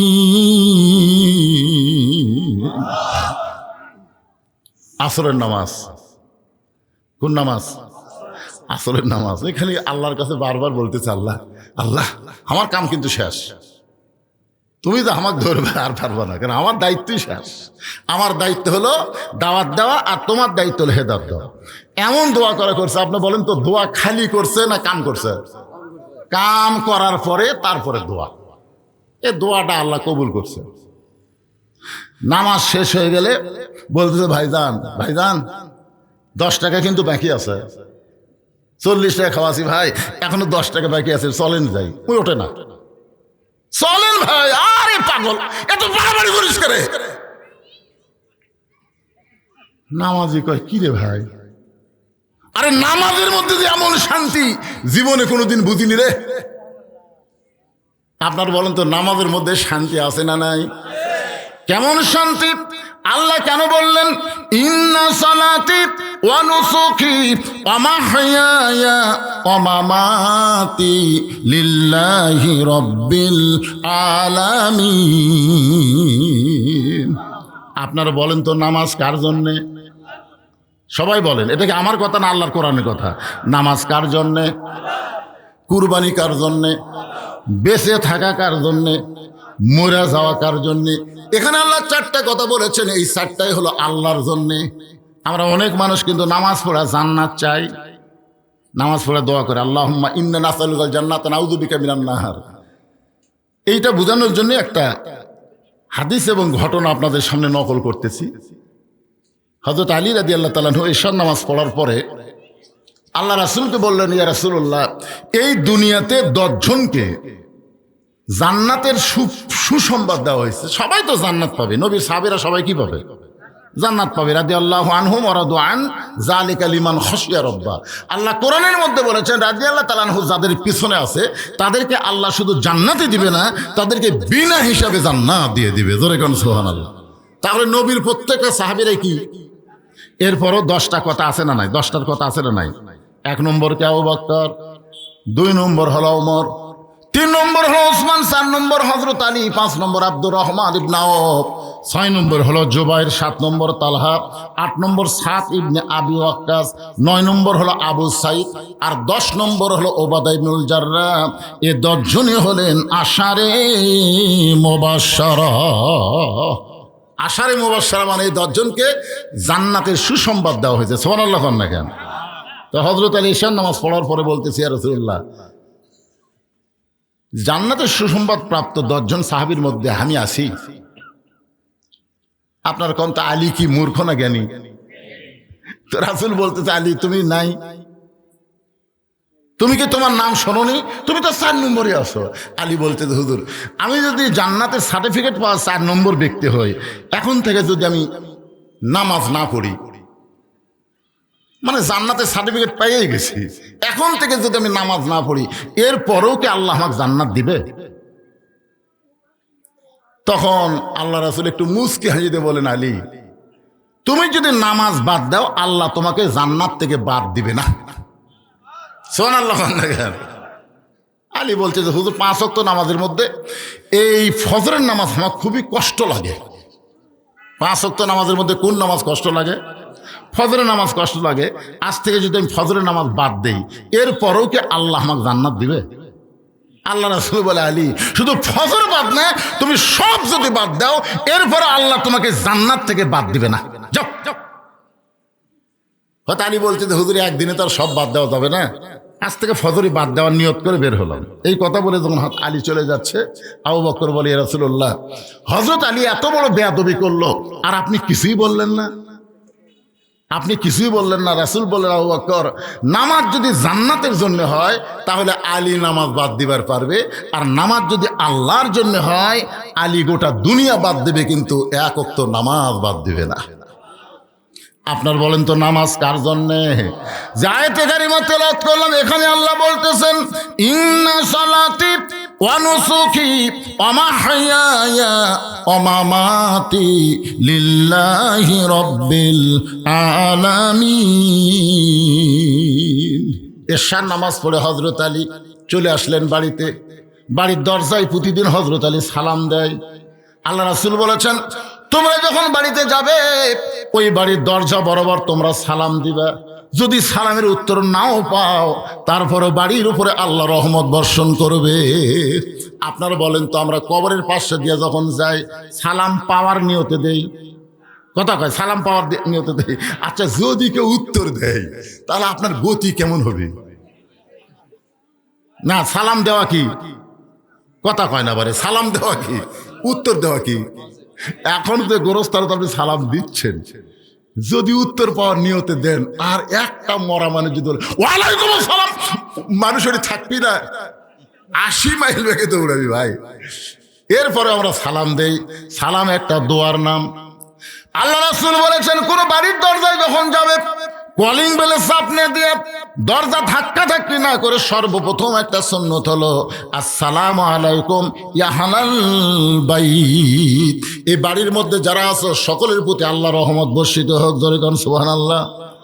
হযরত আলী প্রতিদিন সালাম দেয়, কিন্তু আজকে ফজরের নামাজ বাদ দেওয়ার কথা বলে চলে এসেছে, এই কারণে সালামের কথা আর মনেই নেই। আল্লাহ কি করতেছে দেখেন, আল্লাহর শিক্ষা। ফজরের নামাজ পড়বি না এই কথা বলে যাচ্ছে, বাড়ির দরজাতে এসে সালাম দেওয়ার কথাই মনে নেই। রহমত বাড়তিছে না কমতিছে? হাসান হোসেনের মা, দরজা খোলো। এবার নবীর কলিজার টুকরা ফাতেমা দরজা এসে বলতেছে আসসালামু আলাইকুম। আলী সোম করছে, কে রে, আমার মনে নাই। ফাতেমা বলেছে আসসালামু আলাইকুম, উত্তর দেন। এবার হযরত আলী উত্তর দিলেন ওয়া আলাইকুম আসসালাম। ওগো ফাতেমা, এতদিন ফজরের নামাজ নিয়ে বড় টেনশনে থাকতাম, আজ থেকে আর ফজর পড়া লাগবে না, আমি ঘুমিয়ে যাব। তুমি যেন বেলাল আজান দিলে আমাকে ঘুম থেকে ডাক না দাও। ফাতেমা মুস্কি মুস্কি হাসতেছে, সুবহানাল্লাহ কোন। ফাতেমা মুস্কি মুস্কি হাসার কারণ হলো, যেই ব্যক্তি তাহাজ্জুদের নামাজ কোনোদিন বাদ দেয় না আর সেই ব্যক্তি ফজরের নামাজ আজ থেকে পড়বে না, এ কথা যতই মুখে বলুক বিশ্বাস করা যায় না। রাসূল বলেছেন 5 ওয়াক্ত নামাজ হলো ইবাদত আর তাহাজ্জুদের নামাজ হলো মাহাব্বত। সাহাবীরা বললেন, ইয়া রাসূলুল্লাহ, ইবাদত আর মহব্বতের ব্যাখ্যা কি? আল্লাহ রাসূল বলেছেন 5 ওয়াক্ত নামাজ পড়বে মানুষ জান্নাত পাওয়ার জন্য, জাহান্নামের ভয়ে, আর তাহাজ্জুদের নামাজ পড়বে জান্নাত জাহান্নামের জন্য না, কেবল মাত্র আমার আল্লাহর জন্য। সুবহানাল্লাহ। দেখেন, এক ব্যক্তি আছে নামাজের সেজদায়, আল্লাহ রাসূল বলেছেন এটা বনি ইসরায়েলের যুগে, এক ব্যক্তি নামাজের সেজদায় আছে, আল্লাহ ডাক দেয়া বলে, তুই যতই নামাজ পড়ার সেজদা কর তোর ঠিকানা জাহান্নাম। তুই যতই নামাজ পড়ার সেজদা কর, ঠিকানা কি? ওই সেজদা থেকে মাথা তুলে বলতেছে আলহামদুলিল্লাহ। আল্লাহ কয়, কে রে পাগলা, তোকে আমি কি খবর দিছি, খবর শুনছিস? তুই যতই সেজদা কর নামাজ পড় তোর ঠিকানা হলো জাহান্নাম। বলতেছে আলহামদুলিল্লাহ। আল্লাহ তোর ঠিকানা জাহান্নাম রে, তুই আলহামদুলিল্লাহ কোস। পাগলা বলতেছে আল্লাহ আপনি এত খেলছেন কেন? আপনি আমাকে জাহান্নাম দিলে কি কষ্ট পাবেন? আপনি আমাকে জাহান্নাম করছেন, আমি আলহামদুলিল্লাহ করছি, কারণ আমি বিশ্বাস করি জান্নাতের মালিক যিনি, জাহান্নামেরও মালিক তিনি। তা আপনি যদি আমাকে জাহান্নাম দিয়ে খুশি হন, আমার বেজার হয়ে লাভ আছে? আল্লাহ যেটা দিবি ওটাই মেনে নেওয়ার নাম হলো ইমাম। আল্লাহ বলতেছে জাহান্নামে গেলে তোর কষ্ট হবে পাগলা, তুই কষ্ট পাবি, তুই জানিস না। আপনি কি মনে করছেন আমি একলা যাবো? আল্লাহ কয় তোর সঙ্গে জাহান্নামত খেয়ে যাবি। তো বলতেছে আমার জাতির পিতার সাথে নমরুদের আগুনের মধ্যে কে গেছিল? আমার জাতির পিতা ইব্রাহিমের জন্য যদি আপনি বলতে পারেন কুলনা ইয়া নারু কুনি বারদাও ওয়া সালামান আলা ইব্রাহিম, ইব্রাহিমের ঈমান, ইব্রাহিমের মহব্বতের কারণে যদি নমরুদের আগুনের চুলা শান্তির বাগান হয়, আপনার গোলামি, আপনার মহব্বত আমার কলিজায়, আমি যখন জাহান্নামে যাব, আমার জাহান্নামকেও আপনি জান্নাত বানায়া দিবে। একটু মনোযোগ দিয়ে শোনা লাগবে। এতদিন হযরত আলী ঘুম পাড়ে বালিশ মাথায় দিয়ে, কিন্তু আজকে যখন বলেছে ফাতেমা বেলাল যখন আজান দেবে আমাকে যেন ফজরের সময় ডাক না দাও, ফাতেমা চিন্তা করলো বালিশ মাথার দিয়ে ঘুম পারলে হয়তো চেতন পাবে, এই জন্য বালিশ মাথার তলে না দিয়া নিজের উরুটাকে বালিশ বানায়া মাথার চুলের মধ্যে হাত দিয়ে বিলকি কাটতেছে। রাসূল বলে ফাতেমা রে, আল্লাহর পরে কাউকে যদি সেজদা দেওয়ার হুকুম থাকতো তাহলে আমি তোমাকে বলতাম আলীর পায়ে সেজদা করো। ও ফাতেমা, আল্লাহর পর পৃথিবীর কাউকে সেজদা দেওয়া যাবে না, কিন্তু মেয়ে মানুষের কাছে সবচাইতে দামি ওই ব্যক্তি হলো তার স্বামী। এ কথা বলার পরে ফাতেমা বুঝবার পারছে আল্লাহর পরই আমার স্বামী হলো আমার সবচাইতে দামি। ধরে কন্যা সুবহানাল্লাহ। আমাদের মা বোনগুলো কি করে? মা বোনেরা যারা পর্দার অন্তর আছেন একটু শোনেন, মেয়েদের আমল কিন্তু বেশি না, মাত্র 4টা আমল করলে 8টা জান্নাতের দরজা আল্লাহ খুলে দিবে। 8টা জান্নাতের দরজা না, 8টা দরজা জান্নাতের আল্লাহ খুলে দিবে। যে কোনো দরজা দিয়ে সে জান্নাতে প্রবেশ করবে। 1 নম্বর হলো 5 ওয়াক্ত নামাজ, 2 নম্বর হলো রমজান মাসের রোজা, 3 নম্বর স্বামীর খেদমত করা, কথা মতো চলা, আর 4 নম্বর হলো সতীত্বের হেফাজত, পর্দা করা। এই 4টি আমল যদি মেয়েরা করতে পারে আল্লাহ খুশি হয়ে 8টা জান্নাত দিয়া দিবে। জোরে কন্যা সুবহানাল্লাহ। আমার মায়ের একটু মনোযোগ দিয়ে শোনেন, যেই মাত্র তাহাজ্জুদের সময় হয়েছে সঙ্গে সঙ্গে হযরত আলী ঘুম থেকে চেতন পায়, দেখে বালিশ নাই। ওগো ফাতেমা, তুমি কি ঘুম পাড়ো নাই? বলে আজকে আমি আপনাকে ঘুম পাড়াইছি, আজকে আপনাকে ঘুম পাড়াইছি ফাতেমা রে, তাহলে তুমি কি ঘুমাবা না? ফাতেমা চোখের পানি বের করে মুচকি হাসি দেয়, বলে ওগো স্বামী, আমি একদিন আমার বাবার কাছে একটু গোসা করে বলেছিলাম, বাবা দুনিয়াতে কত ধনী ধনী যুবক আপনার ফাতেমাকে বিয়ে করবার চাইছিল, কিন্তু ধনী ধনী যুবকের সঙ্গে বিয়ে না দিয়া এই গরিবের সঙ্গে আমার বিয়ে দিলেন বাবা। একটা দিনও সুন্দরভাবে সংসার চালাবার পারে না। ও বাবা, এই গরিবের সঙ্গে সংসার করতে গিয়ে আপনি জানেন আমার কত কষ্ট হয়েছে, কত কষ্ট ফাতেমার জীবনে। তার ছোট্ট একটা ইতিহাস আপনাদের বলি। দুপুরবেলায় ফাতেমার স্বামীর কাছে ছোট বাচ্চার মতন কাঁদতেছে। আলী বলে ফাতেমা কান্দার কারণ কি? বলে কান্দার কারণ হলো হাসান হোসেন না খেয়ে ঘুমায় গেছে, ঘুম থেকে চেতন পাইলেই তো খাবার বায়না করবে। ওরা কোনোদিন আপনার কাছে বায়না ধরে না, এরা বায়না ধরে আমার কাছে। আমি চিন্তায় পড়ে গেলাম, এখন হাসান হোসেন চেতন পায় যদি খাবার চাই, গোটা বাড়ি খুঁজে দেখলাম খাবার কিছু নাই, আপনার পকেট খুঁজাও দেখলাম একটাও পয়সা নেই। আলী বলে ফাতেমা ইন্নাল্লাহা মা'আস সাবিরিন, ধৈর্যশীলদের সঙ্গে আল্লাহ থাকবে। ফাতেমা বললেন এত ধৈর্য বোঝা যাবে না, আমরা একটু বয়স হয়েছে ধৈর্য বুঝবো, কিন্তু হাসান হোসেন তো বুঝবে না। আলী বলে ফাতেমা নিরুপায়, তাহলে কি করব? এমন সময় ফাতেমা একটা ওড়না ছিল, ওই ওড়নাটা বের করে স্বামীর হাতে দিয়ে বললেন, স্বামী গো, এই ওড়নাটা বিক্রি করে যেই বাজার হবে সেইটাই একটু আপনি নিয়ে আসেন, হাসান হোসেনের কান্নার আমি সহ্য করতে পারি না। হযরত আলী ওড়নাটা নিয়ে যেই মাত্র বাজারে গেছে, চিন্তা করতেছে হযরত আলী ওড়নাটা হলো ফাতেমার ওড়না। ধরে কোন ওড়নাটা কার? পকেটের মধ্যে রাইকা বাজারে ঘুরতেছে। জোর করার পরে যদি জিজ্ঞাসা করে আলী ভাই অন্যাকার, আমি যদি বলি আমার বউ ফাতেমার, তাহলে খরিদ্দার নিশ্চয়ই চিন্তা করবে যে পুরুষ মানুষ বইয়ের জিনিস বেচা খায়, এই পুরুষ হলো দুর্বল পুরুষ। আলী অন্যা বের করবার পারতেছে না। হঠাৎ দেখতে পাই একজন খরিদ্দার সালাম দে, বলে আলী ভাই আমার মনে হয় আপনি কিছু বিক্রি করবেন। আলী চিন্তায় পড়ে গেল, আমি কিছু বিক্রি করব এটা আমার আল্লাহ ছাড়া দুনিয়ার কেউ জানে না। তাহলে এই খরিদ্দার কেমনি জানলো? পকেট থেকে অন্যা বের করার সঙ্গে সঙ্গে তাকায় দেখে ওই খরিদ্দার একটা ব্যাগ আলীর সামনে ধরেছে। ওই ব্যাগের মধ্যে অন্যা দিছে। খরিদ্দার একটাবার অন্যার দিকে তাকায় নাই। হযরত আলীর হাতে 6টা দিরহাম দিয়া ওই খরিদ্দার যখন চলে যায়, হযরত আলী 6টা দিরহাম নিয়ে বাজারের দিকে দৌড়ায়। খাদ্যের দোকানে গিয়ে বলে ভাইজান 6টা দিরহামের যে খাবার হবে তাড়াতাড়ি টোপলা করে দাও। আমার হাসান হোসেন যদি ঘুম থেকে চেতন পায়, ওরা কিন্তু ক্ষুধার জ্বালায় মায়ের কাছে বায়না ধরবে। দাও তাড়াতাড়ি খাবার দাও।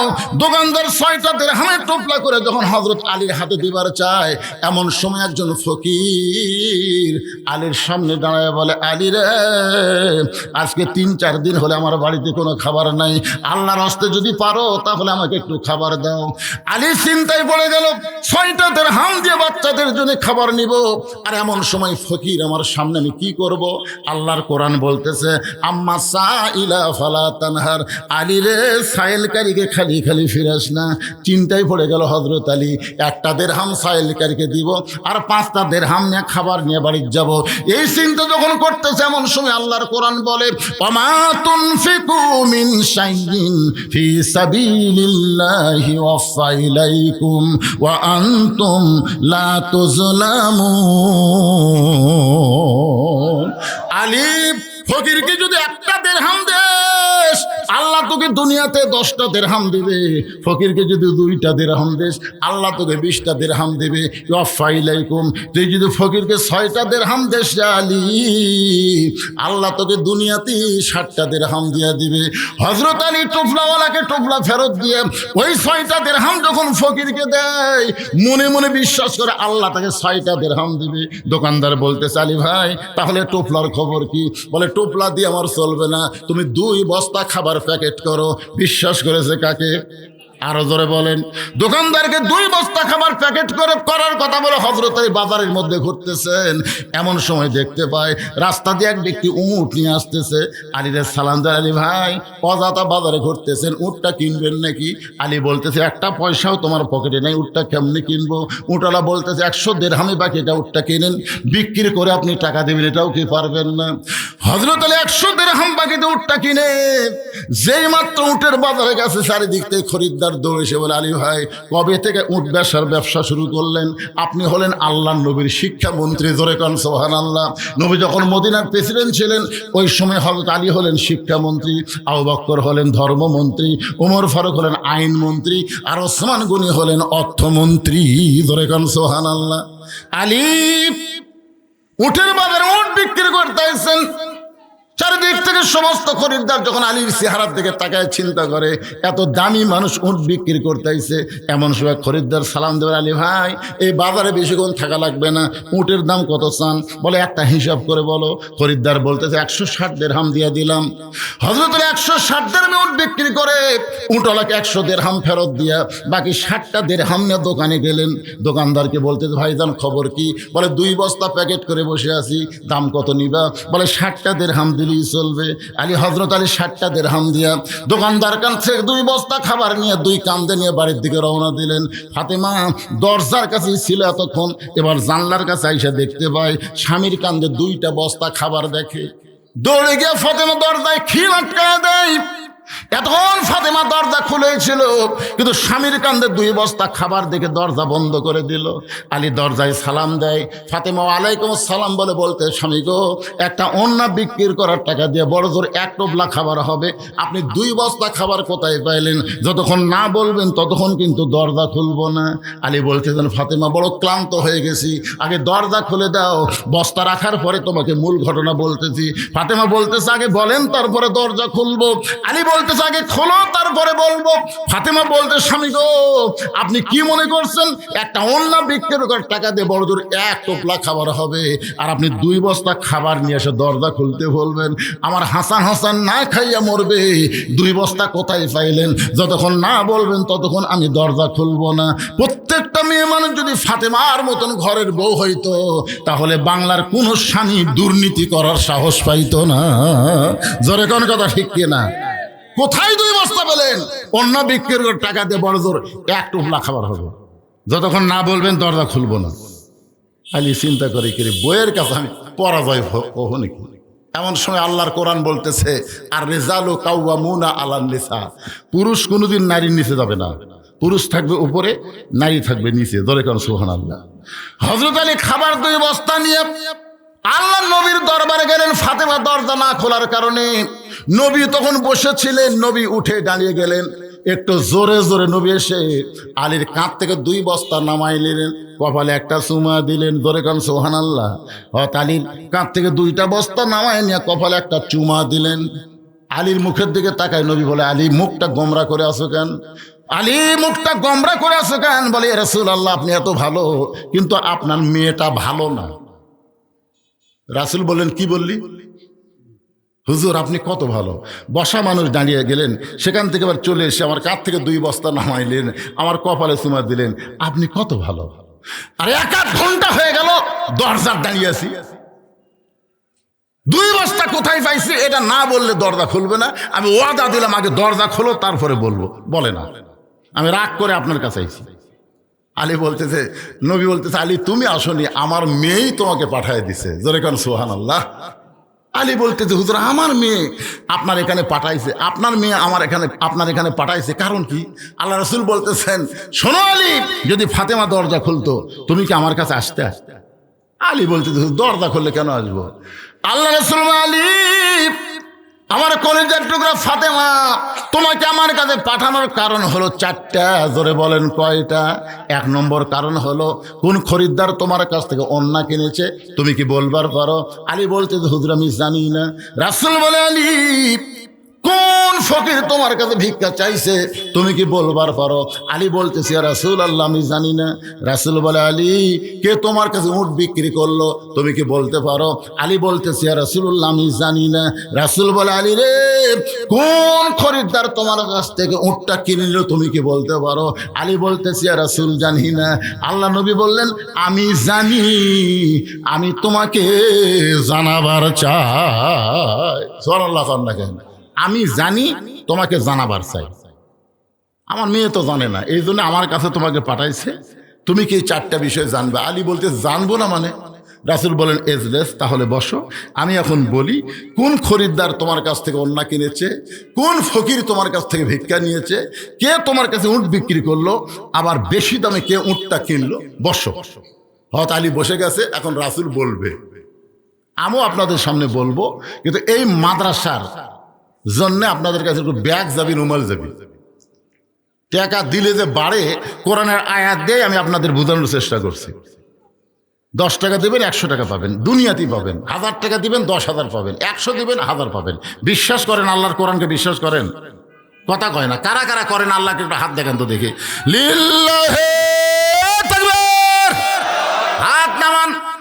মাহফিল কমিটির ছেলেরা আপনাদের কাছে ব্যাগ নিয়ে যাবে, আল্লাহর হস্তে আপনারা দিবেন। ভাইজান এই মাদ্রাসাকে চালানোর জন্য, মাদ্রাসাকে মহব্বত করে, আল্লাহর কোরআনকে মহব্বত করে সবাই দান করবেন। এখানে এমন কিছু আল্লাহর বান্দা আছে যারা 1000 দিবে, 5000 দিবে, 10,000 দিবে, তারা ওই ব্যাগের মধ্যে দিবে না, তারা আমার হাতে এই ব্যাগ কালেকশন হওয়া পর্যন্ত আমার মায়েদের কাছেও যাবেন। ফাতেমার বংশধর যারা বসে আছে, ফাতেমার সঙ্গে জান্নাতে যাওয়ার আশায়, তাদের কাছে যাবেন। আমার মায়েরাও আল্লাহর রাস্তায় দান করবে। লড়া চড়া না, আপনাদের কাছে ব্যাগ যাবে তো। যারা শুধু দিবেন, 1000 টাকা দেওয়ার লোক যদি থাকেন আল্লাহ 10,000 দুনিয়াতে দিবে। 100 টাকা দিবেন আল্লাহ তাআলা মাশাআল্লাহ। আল্লাহ তোমার একজন বান্দা নবীর এতিম মাদ্রাসাকে মহব্বত করে 500 টাকা দান করেছে, আর একজন 500 টাকা দান করছে। আল্লাহ কবুল করেন। আপনার মেজো জামাই নাম কি? নূর আলম। মেজো জামাই 1000 টাকা দান করেছে। দেখেন শ্বশুরের মনটা কত খুশি। ছোট জামার কম দিল কেন? আচ্ছা ঠিক আছে, ছোট জামাই 500 টাকা দান করেছে, আল্লাহ দানকে কবুল করেন, কবুল করো কবুল করো। মোদের কামনা দানকারীকে দিবেন জান্নাত, আল্লাহ নিরাশ করবেন না। ভাইজান আমি যে আয়াতে কারিমে তেলাওয়াত করছি এর ব্যাখ্যা আমি করবই। এখন যদি এশার নামাজ আরো একটু দেরিতে হয় সমস্যা আছে? কোনো সমস্যা নেই। এশার নামাজ কেবল 7:15 বাজতেছে, এরা আগে আজান দিয়ে ফেলে দিতে, দেখ অসুবিধা নেই। আরে হানিফ গাড়ির ওয়াজই তো আজকের ওয়াজ। কথা বলবি শুনো ভাইজান, শোনেন। মানিক মিয়া পিতা আব্দুল মান্নান হলো 2000। মানিক মিয়া পিতা আব্দুল মান্নান সাহেব 2000 টাকা দান করে। ক্রিটিক্যাল পর্যায়ে আছে, ডাক্তার পর্যন্ত বলেছে পুরো আশা করা যায় না। এমন অবস্থা আমরা আল্লাহর কাছে বলি ডাক্তার লাগবে না, আল্লাহ যদি ফিরে দেয় তাহলে আসবে। ধরে কোন ঠিক কি না? আল্লাহ ওসমান হাদিকে সুস্থ করে আবার বাংলার জমিনে কবুল করো, ধরে করো আমিন। সবাই বল আল্লাহুম্মা আমিন। একটু মনোযোগ দেন।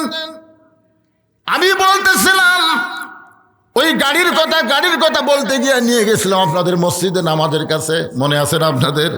এখন ফাতেমা ঘুম থেকে চেতন পাওয়া দেখে হযরত আলী নিজে চেতন পাইছে তাহাজ্জুদের নামাজ আদায় করার জন্যে। তাহাজ্জুদের নামাজ আদায় করার পরে হযরত আলী যখন জুব্বা গায়ে দিয়ে মাথায় পাগড়ি পরে বাড়ি থেকে বের হচ্ছেন, ফাতেমার সামনে দাঁড়ায় বলে, আপনি আমার বাবার কাছে নাকি বলে আইছেন আজ থেকে ফজরের নামাজ পড়বেন না, তাহলে তাহাজ্জুদের নামাজ পড়ে আপনি কোথায় যাবেন? আলী মুস্কি হাসের বলে, ফাতেমা তুমি কি বুঝবার পারতেছো না? এতদিন ভিতরে ঢুকে নামাজ পড়েছি, আজকে নিয়ত করেছি বাহির থেকে নামাজের দৃশ্যটা একটু দেখবার চাই। এতদিন ভিতরে ঢুকে নামাজ পড়ছি, আজকে বাহির থেকে নামাজের দৃশ্যটা দেখবার চাই। সঙ্গে সঙ্গে নবীর কলিজার টুকরা ফাতেমা মুস্কি হাসতেছে, কারণ স্বামী যেই কথাটা বলেছে কথাটার মধ্যে গুরুত্ব আছে। এতদিন ভিতরে ঢুকে নামাজ পড়ছি, আজকে বাহির থেকে নামাজের দৃশ্যটা দেখতে চাই। আপনারা বলেন তো ভিতরে ঢুকে নামাজ পড়া মানে কি? ভিতরে ঢুকে নামাজ পড়া মানে কি? অনেকে মনে করতেছে হুজুর মসজিদের ভিতরে ঢুকে নামাজ পড়ছে। শুধু মসজিদের ভিতরে ঢুকলে নামাজ হবে না, নামাজের ভিতরে ঢোকা লাগবে। হাদিসে আছে বিস্তারিত, হুজুরি কলব ব্যতীত করছেন কালেও নামাজ তোর হবে না। তবে কেন গাও জুয়ারি মানুষকে দেখাও নামাজ পড়ি, ও তোমার সিদ্ধ বীজে সুফল ফলে না। আজ কেন নামাজের ভিতরে ঢুকতে পারলা না? আল্লাহ কয় নামাজের জোরে ফাহেশা কাজ যাবে দূরে, পাক কোরআনে রয়ে আছে ঘোষণা। এখন আকাম কুকাম নামাজ রোজা একসাথে বান্ধিয়া বোঝা, জাহান্নামে দিয়াছ রওয়ানা। আজ কেন আল্লাহর নামাজ ধরতে পারলা না? নামাজ খালি পড়লে হবে না, নামাজ ধরা লাগবে। দেখবেন অনেক লোক নামাজ পড়ে ঘুষ খায়, নামাজ পড়ে সুদ খায়, নামাজ পড়ে জমির আল ঠেলে, ছেলের বেশি সম্পদ দিয়ে মেয়ে ফাঁকি দেয়। এইরকম নামাজে আসে না নাই? ধরে কর আসে না নাই? একটু মনোযোগ দিয়ে শুনবেন। শুধু নামাজ পড়লে হবে, নামাজের ভিতরে ঢোকা লাগবে। আলী বলতেছেন, ফাতেমা এতদিন ভিতরে ঢোকে নামাজ পড়েছি, আজকে বাহির থেকে নামাজের দৃশ্যটা একটু দেখবার চাই। এখন স্বামীর মুখের উপর ফাতেমা কি করবে? হয়তো আলী হাব্বা জুব্বা পাগড়ি পরে যখন বাড়ি থেকে বের হলেন, মসজিদের চারিধার ঘুরতেছেন। মসজিদ নববীর চারিধার ঘুরতে গিয়ে হঠাৎ হযরত আলী দেখতে পায় হযরত আলীর বন্ধু আবু যর গিফারি মসজিদের বারান্দায় ফজরের 2 রাকাত সুন্নত নামাজ আদায় করতেছে। আপনারা বলেন তো সমস্ত সুন্নতের মধ্যে ফজরের 2 রাকাত সুন্নতের দাম কম না বেশি? সর্বসা করলে 12 রাকাত সুন্নত আপনাদের পড়া লাগবে। তার মধ্যে জোহরের নামাজের সুন্নত বেশি, 6 রাকাত। জোরে বলেন কয় রাকাত? সামনে 4 পিছনে 2। আপনার আসরের নামাজের কোনো সুন্নত পড়াই লাগবে এমন সুন্নত নাই। মাগরিবের পরে 2 রাকাত সুন্নত পড়া লাগবে, এশার নামাজের পরে 2 রাকাত সুন্নত, আর ফজরের আগে 2 রাকাত সুন্নত। রাসূল বলেছেন ফজরের 2 রাকাত সুন্নত হলো আসমান এবং জমিনের চাইতেও বেশি দাম। ধরে কারণ সুবহানাল্লাহ।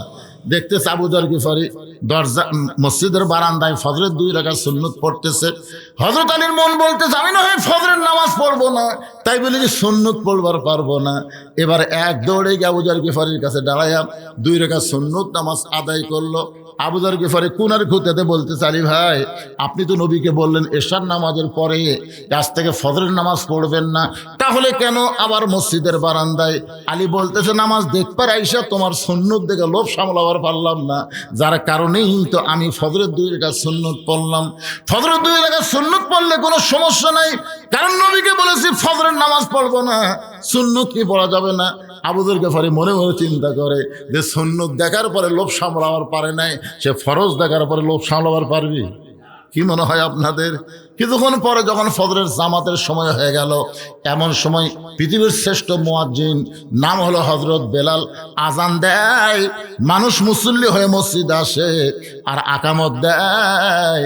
আকামত শব্দের অর্থ হলো দাঁড়ানো। ধরে কোন কি? দাঁড়ানো। বিশেষ করে একই শব্দ দুইবার কয়। আহলে হাদিসরা কিন্তু আজানের শব্দ কতগুলো একবার কয়, কিন্তু কত কামাতিস সালাহ এটা কিন্তু একবার কয় না। আজকে দেখলাম, আপনার খেয়াল করে দেখবেন, হাই আলা সালা একবার, হাই আলাল ফালা একবার কয়, কি কয় না? কিন্তু কত কামাতিস সালাহ এইটা তো একবার কয় না, এটা দুইবার বলার কারণ হলো অবশ্যই নামাজ দাঁড়িয়ে গেছে, অবশ্যই নামাজ দাঁড়িয়ে গেছে। নামাজ যখন দাঁড়িয়ে যাবে তখন আর চেয়ারের মধ্যে বসে থাকা যাবে না ভাইজান, কারণ নামাজের ভিতরে এবং বাহিরে 13টা ফরজ। ধরে বলেন কয়টা ফরজ? তার মধ্যে একটা ফরজ হলো দাঁড়িয়ে নামাজ পড়া। আল্লাহ কোরআনে বলেছেন কুমু লিল্লাহি কানিতিন। যখন মুয়াজ্জিন আকামত শুরু করবে, ওয়াত কামাতিস সালাত যখন বলবে, তখন তোমাকে দাঁড়াতে হবে। তুমি যদি হাঁটে হাঁটে মসজিদের মধ্যে আসো তাহলে অবশ্যই তুমি দাঁড়াবার পারো, দাঁড়াবার না পারলে তুমি হাঁটে হাঁটে মসজিদে কেমনি আসলা? আর যখন হাঁটে হাঁটে মসজিদে আইছো তাহলে তুমি দাঁড়ানোর ক্ষমতা রাখছো, আর দাঁড়ানোর ক্ষমতা থাকা অবস্থায় বসে নামাজ পড়া যাবে না। আর একটা ব্যাপার হলো, আকামত দিলেই কিন্তু নবী কেবলামুখী হয় নাই। নবীর সুন্নত তরিকা দেখবেন, নবী কেবলামুখী হয় নাই, নবী মুসল্লির দিকে তাকায় আছে। মুয়াজ্জিন আকামত দিচ্ছে কিন্তু আল্লাহ নবী মুসল্লির দিকে তাকায় আছে। তাকানো থাকার কারণ হলো কে কোথায় কিভাবে দাঁড়ায় এটা রাসূল পরখ করে দেখতে চাও। বকর, তুমি সবচাইতে সুন্দর ফর্সা মানুষ, তোমার কাছে বেলালকে দাঁড়ান নাও। ও লম্বা মানুষ, তোমার কাছে খাটো দাঁড়াবে। ও সুন্দর, তোমার কাছে অসুন্দর দাঁড়াবে। ধনীর কাছে গরিব দাঁড়াবে, এসপির কাছে চৌকিদার দাঁড়াবে, নেতার কাছে চামচা দাঁড়াবে, প্রধানমন্ত্রীর কাছে ফকিরও দাঁড়াবার পারবে। এটা আর কোনো জায়গায় না হলেও আওয়ামী লীগ, বিএনপি, জাতীয় পার্টি, জামাত মসজিদের মধ্যে যখন ঢুকবে তখন এক এক দল এক এক কাতার হবে না, সব দল ভাঙ্গে এক কাতার হওয়া লাগবে। তুমি বাড়িতে নামাজ পড়লে 1 গুণ সওয়াব পাইবা, কিন্তু মসজিদে যখন নামাজ পড়বা তখন আল্লাহ তোমাকে 27 গুণ সওয়াব দেবে। এই 27 গুণ সওয়াব পাওয়ার গেলে তোমাকে কাতার সোজা করে নামাজ পড়া লাগবে। তুমি যদি মসজিদের মধ্যে ঢুকে হ্যাঁকা বেঁকা করে কাতার করো তাহলে কিন্তু 27 গুণ সওয়াব থেকে বঞ্চিত হবা। এজন্য পায়ের গোড়ালির সঙ্গে গোড়ালি মিল করে তোমাকে দাঁড়াতে হবে। এখন যেই ব্যক্তি চেয়ারের মধ্যে বসে গেছে ওই ব্যক্তির পায়ের গোড়ালির সঙ্গে আপনার গোড়ালি তো মিল পড়লো না, তাহলে কাতার সোজাও হলো না। আর কাতার যদি সোজা না হয় তাহলে 27 গুণ সওয়াব থেকে আপনি বঞ্চিত হয়ে গেলেন। এখন হয়তো বলবেন, হুজুর, কোনো অসুস্থ মানুষ, কোনো দুর্বল মানুষ যে দাঁড়াবার পারে না, সে যদি চেয়ারত বসে নামাজ পড়ে তার নামাজ কি হবে না? ওটা সৌদি আরবে হবে। যারা হজ করবার গেছে তাদের তো সৌদি আরবে বাড়ি নাই, ওইখানে সে পারবে। আর সৌদি আরবে কাবাকে লক্ষ্য রেখে নামাজ পড়লেই হবে, কাতার সোজা করার কোনো দরকার। এজন্য সৌদি আরবে চেয়ারত বসে অসুস্থ মানুষের হবে। কিন্তু বাংলাদেশে লা ইউকাল্লিফুল্লাহু নাফসান ইল্লা উসআহা। আল্লাহ কোরআনে বলেছে তোমার কষ্ট হবে, এমন কিছু আমি আল্লাহ তোমাকে চাপাই দেই নাই। তুমি যৌবন বয়স সরকারি চাকরি করছো, আলহামদুলিল্লাহ। বুড়া বয়সের চাকরি করা লাগবে না, বুড়া বয়সে তোমাকে পেনশন দেওয়া হবে। পেনশন মানে বসে থেকে তুমি বেতন পাবা। যারা যৌবন বয়সে 5 ওয়াক্ত নামাজ জামাতে আদায় করেছে, বুড়া বয়সে তাদের কষ্ট করে নামাজ মসজিদে জামাতের সঙ্গে পড়া লাগবে না। সে যেখানেই নামাজ পড়বে আল্লাহ পেনশনের সওয়াব দিয়া দিবে। কিন্তু যখন হচ্ছে চামড়া ঢিল তখন দিছে আল্লাহর সাথে মিল, মানে যৌবন বয়সে দেয়নি। রাসূল কি বলেছেন? 7 বছর থেকে নামাজের তালিম দাও, 10 বছর থেকে জোর করে ধরাও। কারুবাড়ি করে ধরাও না, জোর করে। কথা কন না কেন আপনারা? জোর করে ধরাও। যেই ব্যক্তি 10 বছর থেকে 5 ওয়াক্ত নামাজ জামাত আদায় করছে, যেই ব্যক্তি সরকারি বয়স থেকে সরকারি চাকরি করছে, 60 বছর হওয়ার পরে সরকার দেখে আর কানে ঠিক মতো শোনে না, কলম ধরলে থরথর করে কাঁপে, চোখে ঠিক মতো দেখে না, চশমা লাগে ইনকে করে দেখে, তো সরকারের দয়া হচ্ছে, দয়া হয় বলতে, বাবা তোকে আর চাকরি করার। এই কান্দিস কা, আমি কথা শেষ করছি। যেই খানবার তারে পাগলা, তুই বসা থেকে পেনশনে বেতন পাবো। তুই যৌবন হামাক দিছু, যৌবন সরকার দিছি, বুড়া বয়সে তোর বিপদ নাই তো, তোর সব দায়িত্ব সরকার নিবি। তো সরকার যদি যৌবন বয়সে সরকার দিলে দায়িত্ব নাই তা আল্লাহ নিবি না? এর কথা কেন আল্লাহ নেবি না? যৌবন বয়সে যারা 5 ওয়াক্ত নামাজ জামাতে পড়ছে, বুড়া বয়সে যদি জামাতে পড়তে না পারে তো কি হয়েছে? আল্লাহ তো কোনোদিনও হাসন ময়দান বলবে না তোমার শৈশবকালের হিসাব দাও, বুড়াকালের হিসাব দাও, যৌবন বাদ দিলাম, এ কথা আল্লাহ বলবি? আল্লাহ বলবি শৈশবকাল লাগবি না, বুড়াকালও দরকার নাই, তাহলে যৌবনের হিসাব দিয়ে জান্নাতে যাও। আপনি যৌবনে মসজিদতি নেই, যৌবন খুঁজে দেখা গেল আপনি মসজিদত নেই, বুড়াকালে আপনি আসছেন মসজিদত সিয়াল লিয়া, তাও আবার সিয়াল লিয়াচ্ছে 27 গুণ যারা পাবি তার খুব মাহরুম করবি। আমার কথা কি বুঝলেন? এখানে কোনো অন্য টেনশন, অন্য চিন্তা করবেন না। আমার ভাই বাপজানকে আমি দেখলাম এক সাইডে সিয়ারত নামাজ পড়তেছে। আপনি পড়েন, সিয়ারত যদি পড়েন তাহলে কাতারের মধ্যে থাকেন না, কাতার ছাড়া পড়েন। অনেকের মন চাইতো মসজিদে নামাজ পড়বে, তাহলে আপনারা 27 গুণ সওয়াবের জন্য আপনারা নিয়ত করবেন আমাদের কাতারের জন্য কোনো সিয়ার না থাকে। যদি থাকে আপনি 27 গুণ পাবেন না, তাহলে আপনি আস্তে করে দ্বিতীয় কাতার দেন। দ্বিতীয় কাতারে কবি করে আমাদের কাতার যদি সিয়ার থাকে আমরা তো 27 গুণ পাচ্ছি না, তাহলে তৃতীয় কাতার দেন। তৃতীয় কাতারে কবি করে এই সিয়ার যদি কাতার থাকে তাহলে আমরাও তো 27 গুণ পাচ্ছি না, তাহলে চতুর্থ কাতার দেন। এক সময় দেখা যাবে মসজিদ আছে সিয়ার নেই। জোরে কোন কথা ঠিক না? আল্লাহ তো কঠোর না তো? আল্লাহ কি কঠোর? না পারলে বসে থেকে পড়েন, বসে থেকে পড়েন। যদি না পারেন শুয়ে থেকে পড়েন, শুয়ে থেকেও যদি নামাজ পড়তে কষ্ট হয় ইশারা দিয়ে পড়েন। আপনি পড়েন, কিন্তু সব অবস্থায় জামাতে পড়া লাগবে না, একা পড়েন। আপনি অসুস্থ, একা পড়েন। আল্লাহ কি খুব ধরবি নাকি? না, আল্লাহর দয়ার দিকে খেয়াল করবেন বাজান। আল্লাহর খালি মায়ের দিকে খেয়াল করলে হবে? আল্লাহর দয়া আছে না নাই? অবশ্যই সরকারের চাইতে আল্লাহর দয়া কম না বেশি? আপনারা যারা সিয়ারত বসেন তারা এক কাজ করবেন, আপনার নামাজের সময় দাঁড়িয়ে থাকবেন। নামাজের সময় আমার কথা শোনেন, দাঁড়ানো ফরজ, তাহলে আপনি দাঁড়াবেন, দাঁড়ায় থাকবেন। যখন রুকু সেজদা করতে আপনার কষ্ট হয় তখন আপনি সিয়ার ব্যবহার করবেন। আমার কথা কি বুঝতে পারলেন? এতে কোনো সমস্যা নেই, এটা আপনি খেয়াল করবেন। আপনি দাঁড়ানোর সময় পায়ের গোড়ালির সঙ্গে গোড়ালি মিল করে সবাই দাঁড়াবে। হ্যাঁ, ইনশাল্লাহ। এখানে আর অন্য কোনো ভুল বুঝবেন না। একজন প্রশ্ন করছিল, উনি আমার হাত দিয়ে আমাকে বলছে যে আমি কিন্তু সিয়ারত পড়ি, কষ্ট নেন না। হ্যাঁ, আচ্ছা ঠিক আছে। আচ্ছা ঠিক আছে। কি হলো?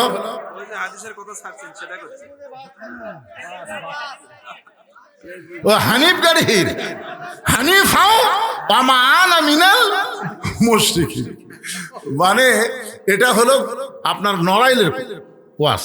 এই ওয়াজটা নড়াইলের ওয়াজ। আমি যখন নড়াইলে চৌরাস্তা ওয়াজ করবে গেলাম, তখন এক লোক আমাকে একটা পেপার এনে বলতে, এই দেখেন আজকের ঘটনা। পেপারের হেডলাইন হচ্ছে 2000-এর বেশি যুবক নড়াইলে একটা মিছিল করছে। সেই মিছিলটা শব্দের অর্থ হলো রাজাকারের ফাঁসি চাই, রাজাকারের ফাঁসি চাই। ইমরান এই সরকার, একটা সরকার বানাত হলো, আপনাদের মনে আছে? ওরই নেতৃত্বে নড়াইলে একটা মিছিল করছে রাজাকারের ফাঁসি চাই। তো মিছিল যখন শেষ হয়েছে তখন 2 জন যুবক এক মোটর সাইকেল চলে বাড়ির দিকে যাচ্ছে। এক মুরব্বী থামায় বলতেছে, বাবা এত জোরে মোটর সাইকেল চালাচ্ছে, একটু খেয়াল করে চালাও। তখন কই মুরব্বী, আপনি বুড়া হচ্ছেন, আপনি খেয়াল করেন, আমাকে অত খেয়াল করার লাগবে। এরা কিছুক্ষণ আগে মিছিল করছে ফাঁসি চাই ফাঁসি চাই, সো রাস্তার মোটর সাইকেলে উঠতেছে, বুঝছেন? উত্তর দিক থেকে দক্ষিণ দিকে যাবি, ইতিমধ্যে হানিফ হাও আমা আনা মিনাল মুশরিকিন, মানে হানিফ গাড়ি আসতেছে, ওরা উঠতেছে, হানিফ মেরতেছে। একেবারে 2 ধ্বনি, হানিফ হাও আমা আনা মিনাল মুশরিকিন, 2 ধ্বনি শেষ। কি বুঝলেন? হানিফ গাড়ি চলতে চলতে যখন সিরাজগঞ্জ রোড ছাড়া যমুনা ব্রিজের দিকে যাচ্ছে, এমন সময় কন্ট্রাক্টর বলতেছে, ভাইজান আপনি হাতটা বাইরে দিচ্ছেন আবার ভিতরে ঢুকাচ্ছেন। আপনি কি জানেন একটা ট্রাকের সঙ্গে হাতটা বাঁচতে পারে, একটা বাসের সঙ্গে হাতটা বাঁচতে পারে, হাতটা আপনি ভিতরে রাখেন। এই ভাই সুন্দর করে আপনাকে বলেছে, আপনি কি লেখাপড়া জানেন না? তাই জানি, ঠিকই মানি না, তাহলে হাতটা ভিতরে রাখেন। তখন রাগ করে বলতেছে, আমার হাত আমি রাখবো, যেখানে খুশি সেখানে রাখবো। এই যে এখন কতগুলো মিছিল বের করে, আমার ভোট আমি দিব, যাকে খুশি তাকে দিব। এইটা কোনো মুসলমানের কথা হতে পারে না। যাকে খুশি তাকে মুসলমান ভোট দেবে না, মুসলমান দেখে শুনে বুঝে ভোট দেবে। জোরে কোন কথা ঠিক না? ওই এখন মিছিল করতেছে, আমার হাত আমি রাখবো, যেখানে খুশি সেখানে রাখবো। তাহলে গাড়ির মধ্যে বসবি, গাড়ির নিয়ম কানুন মানবি না, তোর ইচ্ছা মতো স্বৈরাচার হয়ে চলবি। গাড়ি আস্তে আস্তে যমুনা নদীর কাছে যেই গেছে, ব্রিজের কাছে, তখন কন্ট্রাক্টর বলতে, ওস্তাদ গাড়ির ব্রেক হবে। ওস্তাদ ড্রাইভার বলতেছে, বগুড়া থেকে ছাড়ছে গাড়ি, ঢাকায় গিয়ে থামবে গাড়ি, মাঝখানে তো ব্রেক নাই। বগুড়া থেকে ছাড়ছে গাড়ি, ঢাকায় গিয়ে থামবে গাড়ি, মাঝখানে কি নাই? কন্ট্রাক্টর বলতেছে, ওস্তাদ একটাবার পিছন দিকে তাকায় দেখেন তো ব্রেক কে জন্য। ওস্তাদ তাকায় দেখে হাত খালি বের করতেছে, ঢুকাচ্ছে, বের করতেছে, ঢুকাচ্ছে, মাঝে মাঝে মাথাও বের করবার। ওস্তাদ বলে, সহযাত্রী তোমার কাছে এরকম ব্যাসাইড একটা যাত্রী বসে আছে, তুমি কিছুই কওনি। সহযাত্রী বলতেছে, আমি বলছি। ও আমাকে বলছে, জানি ঠিকই মানি না, মানার দল করি না। যারা মানবার করে তারা দেখতে পারি না। কেরে কন্ট্রাক্টর, বগুড়া থেকে গাড়ি কন্ট্রাক্ট নিয়ে ঢাকা যাচ্ছে, আর তোমার গাড়ির যাত্রী এরকম হাত বার করতে, তার মাথা বার করতে, হাত ঢুকাই, তোমার কি করার কিছু নাই? বলে, স্যার আমিও কইছি। ও আমাকে রাগ করে বলতেছে, আমার হাত আমি রাখবো, যেখানে খুশি সেখানে রাখবো। এখন বলেন আমি কি করব? ওস্তাদ বলতেছে, তাহলে একটা কাম করো, তোমরা গাড়ির যাত্রী ধরো, পাঁচ দুটা লাত্তি মারো, পাঁচ দুটা লাত্তি মারা যমুনা নদীর মধ্যে ফেলে দাও। ইসলাম গাড়িতে ইমানের টিকিট নিয়ে চড়বে, কিন্তু ইসলাম গাড়ির নিয়ম কানুন মানবে না এমন ভণ্ড মুসলমানকে ইসলাম গাড়ি জান্নাতে নিয়ে যাবে না, মাঝখানে জাহান্নামত লাত্তি মেরা ফেলে দিবি। ধরে কোন কথা ঠিক না? আজকে যারা ইমানের টিকিট কাটছেন, মুসলমান যাত্রী হয়ে ইসলাম গাড়িতে চড়বার চান, আল্লাহর কোরআন নবীর বিধান অনুযায়ী চলার দরকার আছে না নাই? যদি না চলবার পারি তাহলে আর জান্নাতে যাবার পারবো না, জাহান্নামের আগুন আমাদের পড়তে হবে। আল্লাহর বান্দার একটু মনোযোগ দিয়ে শোনেন। কিছুক্ষণ পরে যখন হযরত বেলাল আকামত দিয়েছে, আকামতের মধ্যে যখন বলছে কদ কামাতিস সালাহ, কদ কামাতিস সালাহ, সঙ্গে সঙ্গে হযরত আলী এক দৌড়ে গিয়ে সামনে কাতারে আবু বকর আর ওমর, মাঝখানে হাত ঢুকাই দিয়ে সাড়া মারছে, হাত ঢুকাই দিয়ে সাড়া মারে আল্লাহু আকবার। আসলে কাতার যখন আমরা করব, পায়ের গোড়ালির সঙ্গে মিল করে কাতারের মধ্যে ফাঁক ফাঁক রাখা যাবে না, যাবে? কিন্তু আমরা যেভাবে দাঁড়াই, তিনটা জায়গা ফাঁক রাখা যায় না। তার মধ্যে একটা হলো নামাজের কাতার যখন করবেন, বেশি ফাঁক থা যাবে না। তো এমন ফাঁক থসে রে ভাই, আজকে আপনাদের মসজিদে দেখলাম, আমি আগে বাড়ছি কিন্তু আগাই না, আমি যত আগে আমি আরো আগে, তাহলে কেমন হবে? হযরত আলী আবু বকর আর ওমরের মাঝখানে হাত ঢুকাই দিয়ে চাড়া দেয় আল্লাহু আকবার। ফজরের নামাজের সালাম ফিরে আল্লাহ নবী যেই মাত্র মুসল্লির দিকে মুখ ঘুরাইছে, দেখতে পাই 3 রত্ন এক জায়গায়, 3টা রত্ন এক জায়গায়। কয় রত্ন? আবু বকর মুস্কি মুস্কি হাসতেছে, কারণ রাসূল আগে আউট করেছে, নামাজ যদি জান্নাতের জন্য হয় তাহলে আলী নামাজ বাদ দিবে, কিন্তু নামাজ যদি আল্লাহর জন্য হয় আলী গোটা দুনিয়া বাদ দিবে, কিন্তু একটা ওয়াক্ত নামাজ বাদ দিবে না। এ কথা আগেই রাসূল কাক বলছে মনে নেই? আপনাদের মনে নেই? আবু বকরকে বলছে। কিন্তু এখন আবু বকর দেখতেছে বাম পাশে হযরত আলী, রাসূল বলে আলী দাঁড়াও। সঙ্গে সঙ্গে হযরত আলী দাঁড়িয়ে বলতেছে, আল্লাহ রাসূল বলে, আলী রে, তুমি না এশার নামাজের সময় আমারে কইলা আজ থেকে ফজরের নামাজ পড়বা না, আবার সামনে কাতারে তোমার দেখতে পাই। আলী বলতেছে, ইয়া রাসূলুল্লাহ, বহু চেষ্টা করলাম নামাজ পড়বো না, বহু চেষ্টা করলাম নামাজ পড়বো না, কিন্তু আমি চেষ্টা করলে কি হবে? আমি নামাজ ছাড়বার চাইলে কি আল্লাহ তাআলা এমনভাবে আমার মধ্যে মহব্বত তৈরি করেছে, আমি নামাজ ছাড়তে চাইলে কি হবে? নামাজ আমাকে ছাড়ে না। খালি একটাই ইবাদত, সুবহানাল্লাহ না, এটাই খালি ধরেন, এটাই ধরেন, ইন্নাস সালাতা তানহানিল ফাহশাই ওয়াল মুনকার। একমাত্র নামাজই পারে মানুষকে যাবতীয় বেহুদা এবং খারাপির কাছ থেকে বাঁচায় দিতে। আজকে মসজিদ এবং কালসিমাটি ইফতেদায়ী মাদ্রাসা দুইটার সমন্বয়ে এই মাহফিল। আমি পুরুষের জন্য বলবো, আমাদের 1 নম্বর নামাজ, নামাজ ছাড়াই যাবে না। মেয়েদের জন্য 1 নম্বর হলো পর্দা। আমার মায়েরা পর্দার বাইরে গেলে নামাজ হবে না, এই জন্য পর্দা 1 নম্বরে রাখে তারপরে যত আমল করবেন আল্লাহ সব আমল কবুল করবে ইনশাআল্লাহ। আস্তাগফিরুল্লাহ। ওরে বাবা, 4টা প্রশ্ন। হ্যাঁ, আমি মনে করছিলাম। হ্যাঁ, আচ্ছা ঠিক আছে। আল্লাহ রাসূল বলে, আলী যে খরিদ্দার তোমার কাছে অন্যায় কিনলো, তুমি কি তার চেনা? আলী বলতেছি ইয়া রাসূলুল্লাহ আমি চিনি না। রাসূল বললেন তোমার বিবি আমার কলিজার টুকরা ফাতেমা পর্দানিশী। আল্লাহ পর্দানিশীকে এত ভালোবাসে, শুধু ভালোবাসার কারণে দুনিয়ার কোনো মানুষ ফাতেমার অন্যায় কিনুক এটা আল্লাহ চাইনি। একটা ফেরেশতাকে খরিদ্দার বানায়া তোমার কাছ থেকে অন্যায় কিনে এই অন্যটা আল্লাহ জান্নাতের মধ্যে যত্ন করে রাইখা দিয়েছে। আলী ফেরেশতা তোমাকে 6টা দিরহাম দিল, আর তুমি 6টা দিরহাম নিয়ে গেলে খাবার দোকানে। তুমি যখন খাবার নিয়েছো এমন সময় আল্লাহ বলতেছেন লিয়াবলুয়াকুম আইয়ুকুম আহসানু আমালা। আমি আল্লাহ আলীর সবচাইতে উত্তম সুন্দর আমলের পরীক্ষা করব। ফেরেশতা বলে আল্লাহ কি সুন্দর আমল? বলে যে 6টা দিরহাম আলীরে দিয়ে অন্যায় কিনছিস ওই 6টা দিরহাম ফেরত নিয়ে আয়,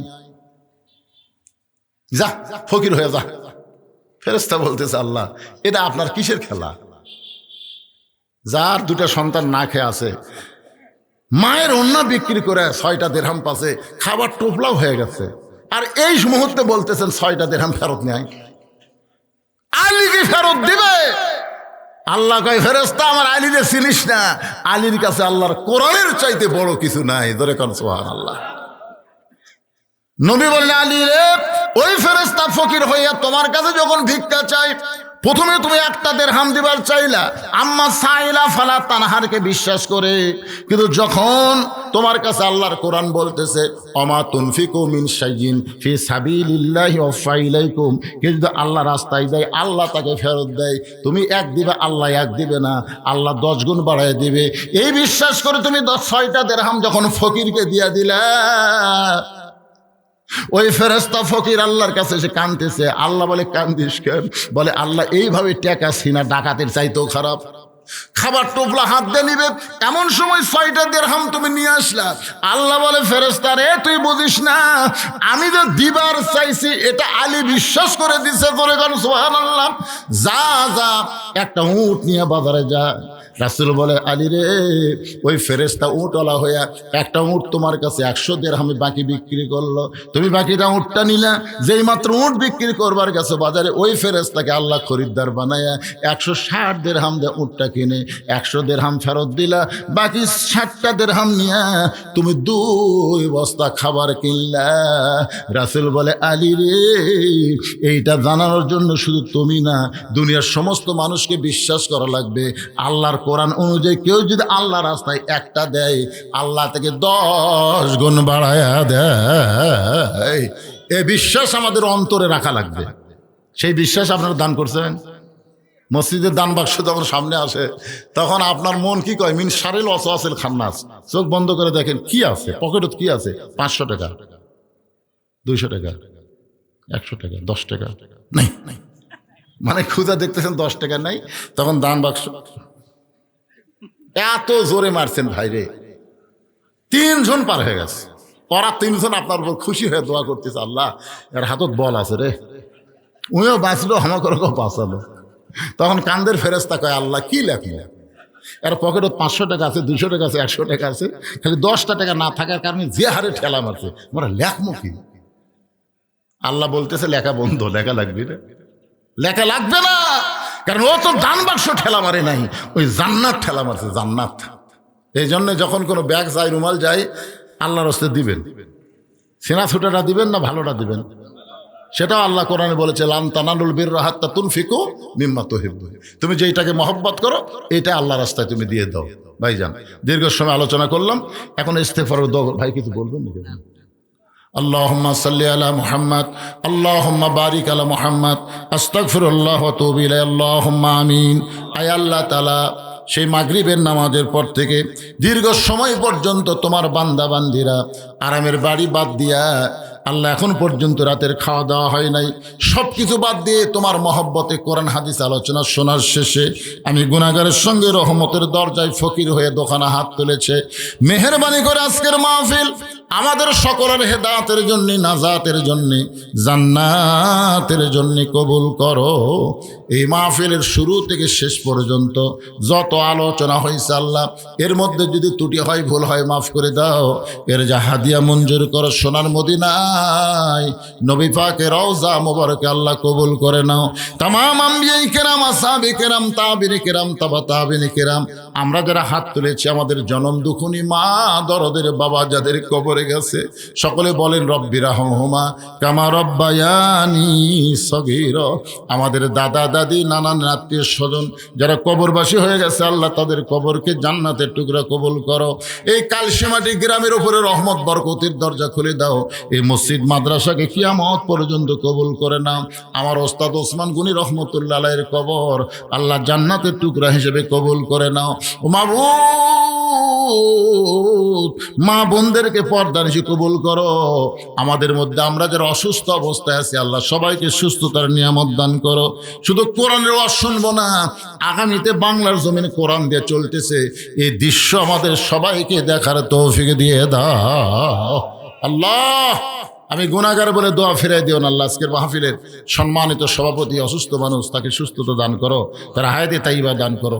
আজকের মাহফিলের সভাপতিকে আল্লাহ তুমি কবুল করো। প্রধান অতিথি যুবক মানুষ, তাকে কবুল করো।